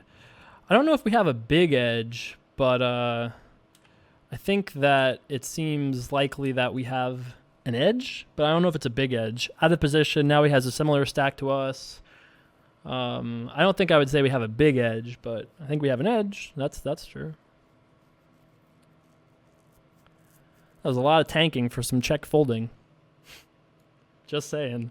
That was a lot of tanking for some check folding. I didn't think we were getting check folded to. I thought almost for sure he was making it happen. Do you think Jeff gives away too much info at tribal council when he interviews the tribe members? I think that, from what I've heard, it's like an hour-long thing that they cut down to 10 minutes, so I don't know. I mean, he definitely seems to like push buttons sometimes, but this is what he's supposed to do. It's supposed to be a reality show after all, you know? Do you generally not suggest playing turbos to maximize your edge against other players? I only play the specials on Poker Stars that are regular timed and not turbos. You know what? Just a different game. You have to just realize going into a turbo that you're going to play a faster structure and your edge is smaller. Like, playing turbos is just like straight up gambling. Like, I mean, not straight up gambling, but it's like gambling with a small edge. And I think there's nothing wrong with that. Like, if you like to play craps, you should probably play turbos instead of craps. Like, at least you have a small edge in turbos. So I don't think there's anything wrong with it. If you're looking to make money at playing poker, then I definitely think that, by the way, we're in second place. I definitely think that you shouldn't play turbos only, but even there are guys that play turbos and crush it, so I think that's fine. Thanks for hanging out, Fago Hey. I appreciate you hanging out with us here for this 4-hour stream. This 4-hour video with still probably another hour to go if we were going to win. Let's win it. That sounds like it would be awesome.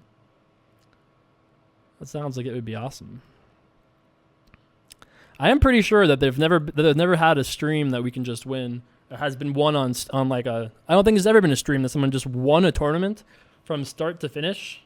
I don't think that's ever happened on. I mean, maybe it has, but I've never heard of it. So I'm gonna pretend that that we're breaking barriers at least.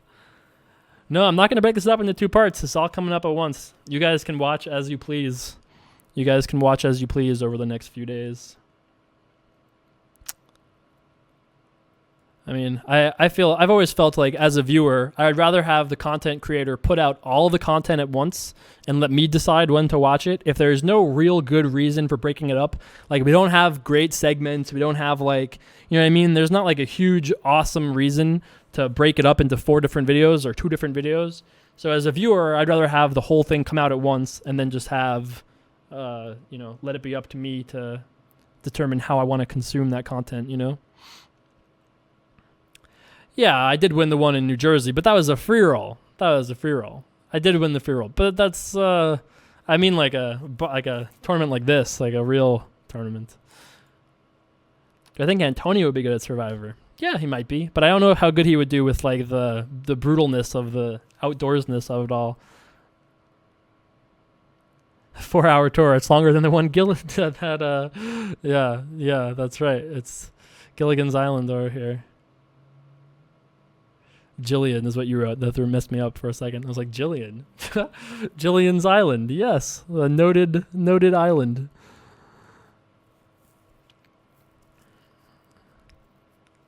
All right, off to the flop we go. Will there be more streams this week or just this one? I'm not sure about that. That's a question I don't know the answer to be honest. I definitely like the Sunday 6 p.m. thing, though. We'll definitely be doing that pretty often.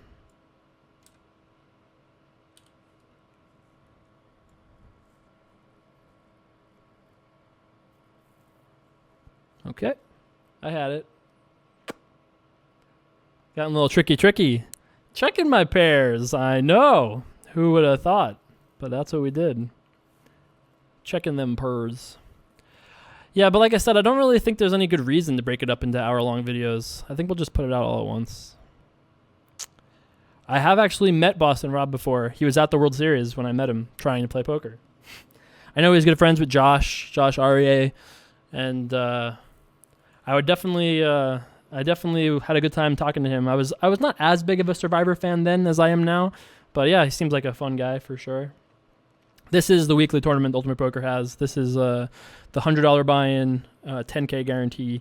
There's actually a bigger one in New Jersey, but I don't have access to it here in Nevada. I would take Phil Lock over Antonio in Survivor. Now that would be a pair. I love House of Cards. I love House of Cards as well. Another good show. Where would you classify your bankroll management for your run-up challenge? I would classify it as non-existent, almost. I mean, like, obviously it exists a little bit of a degree, but not really. Not really. I'm all in. You know, I mean, I've always said from the beginning with Run It Up that the whole point is to have fun, play poker. It's not to show you guys proper bankroll management, even though I haven't tried to, like, take too big of stabs because I don't want to lose all of it, obviously. But, like, at this point, it's kind of become, like, if I was going to just do it as, like, a series, like, okay, let's try to run it up, and then it doesn't work out, and then it just ends. But now that it's more of, like, a show, and we have things, like, I don't really want to go broke to zero. I feel like people would be annoyed by that. So I've tried to treat it a little bit more seriously and not play, like, a super high percentage of our bankroll, but we're still playing for, like, 25%, 50% when we have $800, so we're still playing for, like, 15 buy-ins or whatever. But we were playing for 5 buy-ins and less at some point. Like, we played 2-4 with 2K, under 2K. So, I mean, you know, can we see the other table? Yep, sure can. Sorry. Not much been going on there. But I will actually open the table up and talk about that because there's some interesting dynamics going on at the other table that we should probably be aware of. Minimum raise. I raise to the minimum. Okay, fair enough. Excellent flop for us as pre-flop raiser. I mean, especially because there's a very high chance that if this guy had an ace, he would probably have done something about it pre-flop. Oh, call. Okay.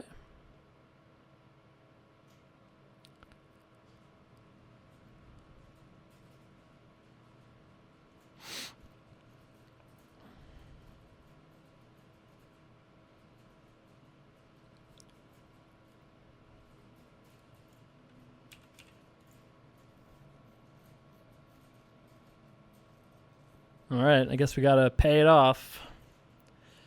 I mean, at this point, I wasn't planning on folding, but he might have us beat, but...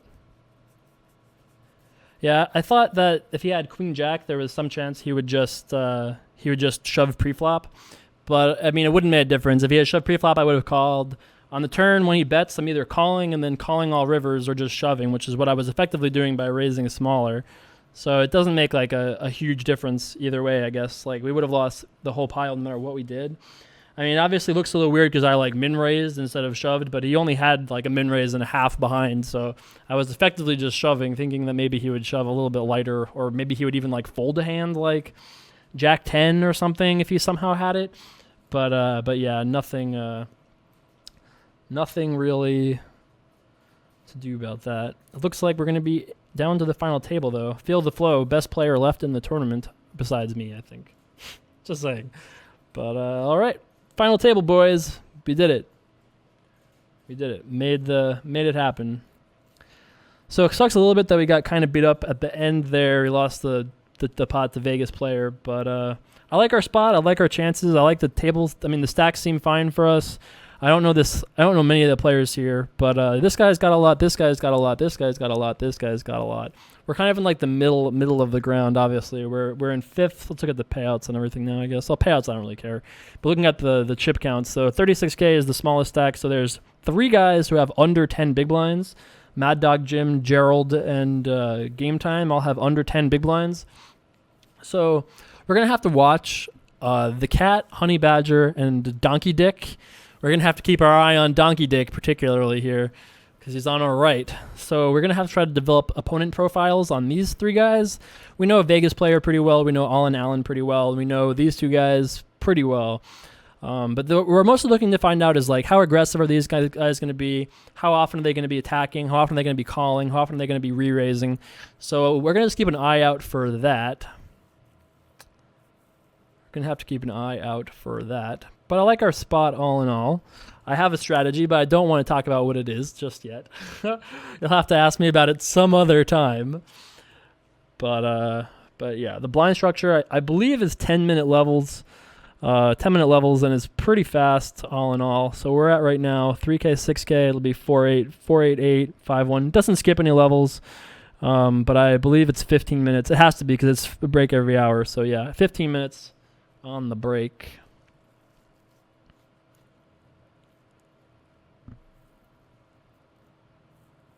Let's do it. The cat avatar with the cat name. My God.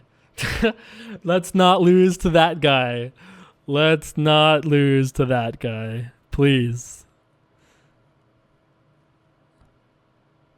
Okay. Sad times for me.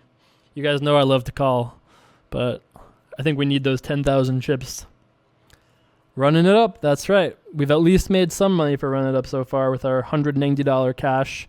So our hero made $40 that we gave 20% to. Run it up made, didn't make because they're not counting profit.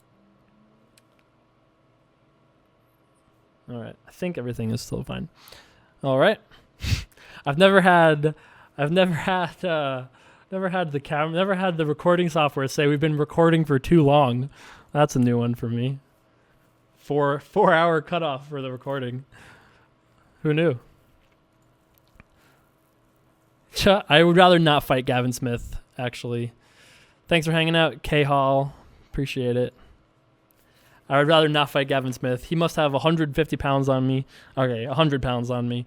And I don't think he would be a fun person to battle. Yeah, this is going to be a big video for YouTube. It is not coming out tonight. That's all I can promise you guys. It'll probably be done processing in the morning. It'll probably take 12 hours to upload and process this. Trying to get him. So it's about $100 more until we get to like 6th, and then it gets to like 150, and then all the real money is in the top 3 spots. So if I could have anything to eat right now, what would I have? I would love to have a turkey burger right now. Turkey burger just delivered would be great, but not until it's over. Got to see if we can do some work here, you know? So I don't think it changes too much to say that if we had 180K, our strategy would be very different than when we have 80K.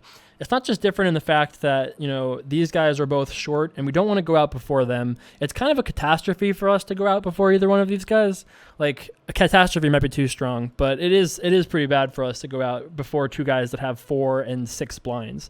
So we're not going to play particularly aggressively until they go out. And at that point, then we can open up a little bit more. But until then, we're going to play a little bit more on the conservative side. I don't think it really gives away too much to say that. I mean, it gives away a little bit, obviously, but I don't think it gives away a ton. I mean, the YouTube people right now are having their minds blown at what I just folded. The YouTube people are like, holy fuck. What did he just do? What world are we living in? I'm playing tight, man. Lockdown poker. Be warned. Yeah, delivery in Vegas is 24/7, but not when I'm on stream, though. You know? Not when I'm on stream, though. Well. Okay. Finally all in. Don't think there are too many hands that I would suspect that we'll see folded here. I mean, he has to call 16K to win 36K. Would suspect to see him call pretty often. All right. Thank God. Oh, brother. Not what you want to see. Gonna need some jacks. We actually had the ace-4 dominated, by the way. We had a better ace. All right. Well, there's that. Ace-7 is very close. Ace-7 is very close. Ace-10, that would be insane. I'm not folding ace-10. Let's be real. Which poker player was I most starstruck when I met? Like a real poker player, not like a poker playing celebrity. I don't know, man. It's probably Ivy. Ivy is just special. He's just like a hilarious, and he just is hilariously unique and definitely, I don't know, a little intimidating to meet, that's for sure. Like, you know, you meet like Negreanu and he's like, hey, nice to meet you. Where are you from? What do you do? Ivy's just like, will chew his gum and just like stare at you until you're like, why are you talking to me again? No matter who you are. Like, what do you got to offer me, kid? That's how Ivy approaches, I think, every conversation, interaction. So the first time I was a little more nervous and like hesitant, but then after I met him a couple times and like he started to like recognize my face, I started to like be a little bit more, I wouldn't say playful, but a little bit more, oh, there we go. All in a call. Flipperoo. We had a 10, so I like the chances of getting down to 8. Just saying. Climbing up that payout ladder, bitches. 8 left. Guaranteed $280. So 180 profit that we're chopping up. 25% of that to the run up bankroll. So like $40. $40 in sweet profit. But we are in the danger zone. Under 10 big blinds now. But still have 2 guys who are shorter than us. 3 guys that are shorter than us. And even the chip leader only has 30 big blinds. So we're like 1 double up away from being totally fine. I want to move to Vegas and start a stoner poker player delivery service. Great idea. Great idea. Lots of places deliver 24/7 in Vegas, man. It's really the city that never sleeps. New York is not the city that never sleeps. New York sleeps all the time. Vegas, 24/7. That's right. Butcher Random is the 20% guy, making money, doing nothing. That's how you know you're rich. You make money doing nothing.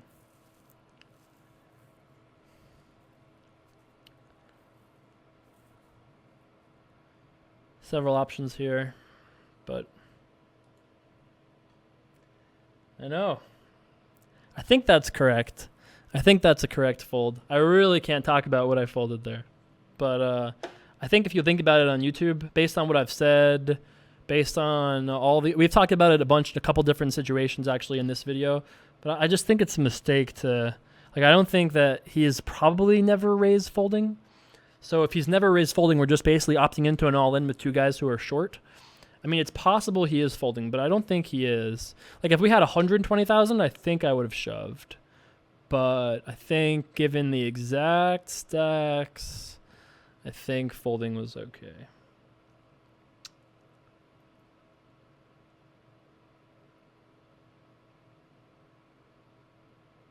What did I have? Pocket 3s? Very close, but no, not pocket 3s. All right. I had a good hand here. Can't talk about what I had, but I was shoving if it folded to us. I don't want to say what I had in case you guys are watching. This has to be strong, man. This guy's only got 40,000. He just put 20 of it in. He's got to be strong here. This is going to be really sad beans if somehow this doesn't end up as a...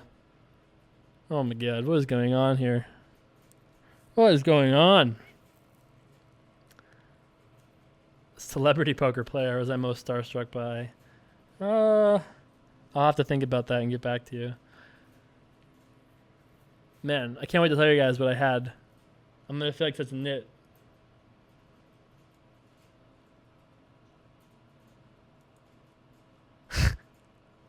What is going on? What is going on in this world right now? How is this hand a real thing? Well, we weren't gonna beat the. I mean, he would have folded probably. We could have shoved and won this pot, but weird hand, man. Really weird. The weirdest decision is the flat call by game time. I don't really understand that. 370 sweet dollars, by the way.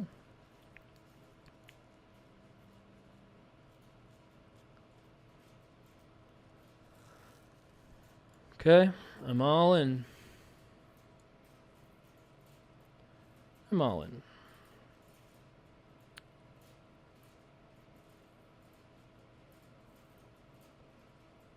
All right, we needed it, boys. We needed that one. That was a crucial all in. You guys should be sweating that one there. That was one we needed to win. And I think we would have folded that hand anyway. I had a beautiful hand, but I think we had to fold there. Celebrity poker player that I was most starstruck to meet. I don't know. I have to think about it. Nothing is like leaping to mind though. I mean, I've met like Jason Alexander. I've met, Michael Phelps, I guess, is most recently. I mean, I don't know. I haven't really felt too starstruck though. I mean, I met Chael Sonnen, who wasn't a poker player. That was starstruckness. Meeting Chael was starstruck. I don't know. I don't think I've met too many like celebrity playing poker players that I've been like, oh my god, Michael Jordan. Like, I haven't met anybody that's been like super, super sick. Who wins in a rap battle, Tyson or Sonnen? I'll take Sonnen, thanks. When the chips go in the middle, I have to look away like I'm playing. That's funny. I have met Don Cheadle, but yeah. I haven't seen today's Tough Brazil, but I think I've seen up till today, though. Mike Tyson does stand-up comedy? Did not know that. Hey, Jay Carver, what advice would you give to somebody playing a few World Series of poker events for the first time? I would say to you to have a good time, stay patient. Like, you don't understand how patient you can be in those tournaments. I mean, you can be so patient and just be totally fine. So people, especially in like the bigger stake buy-in stuff, they don't realize that you can just fold so much and be correct in doing so. So I would say that being patient is a big one. I would say to you that patience is a big one. Have fun, I would say, is one that's silly but is true. I don't know. Hopefully you run good. How's that for advice?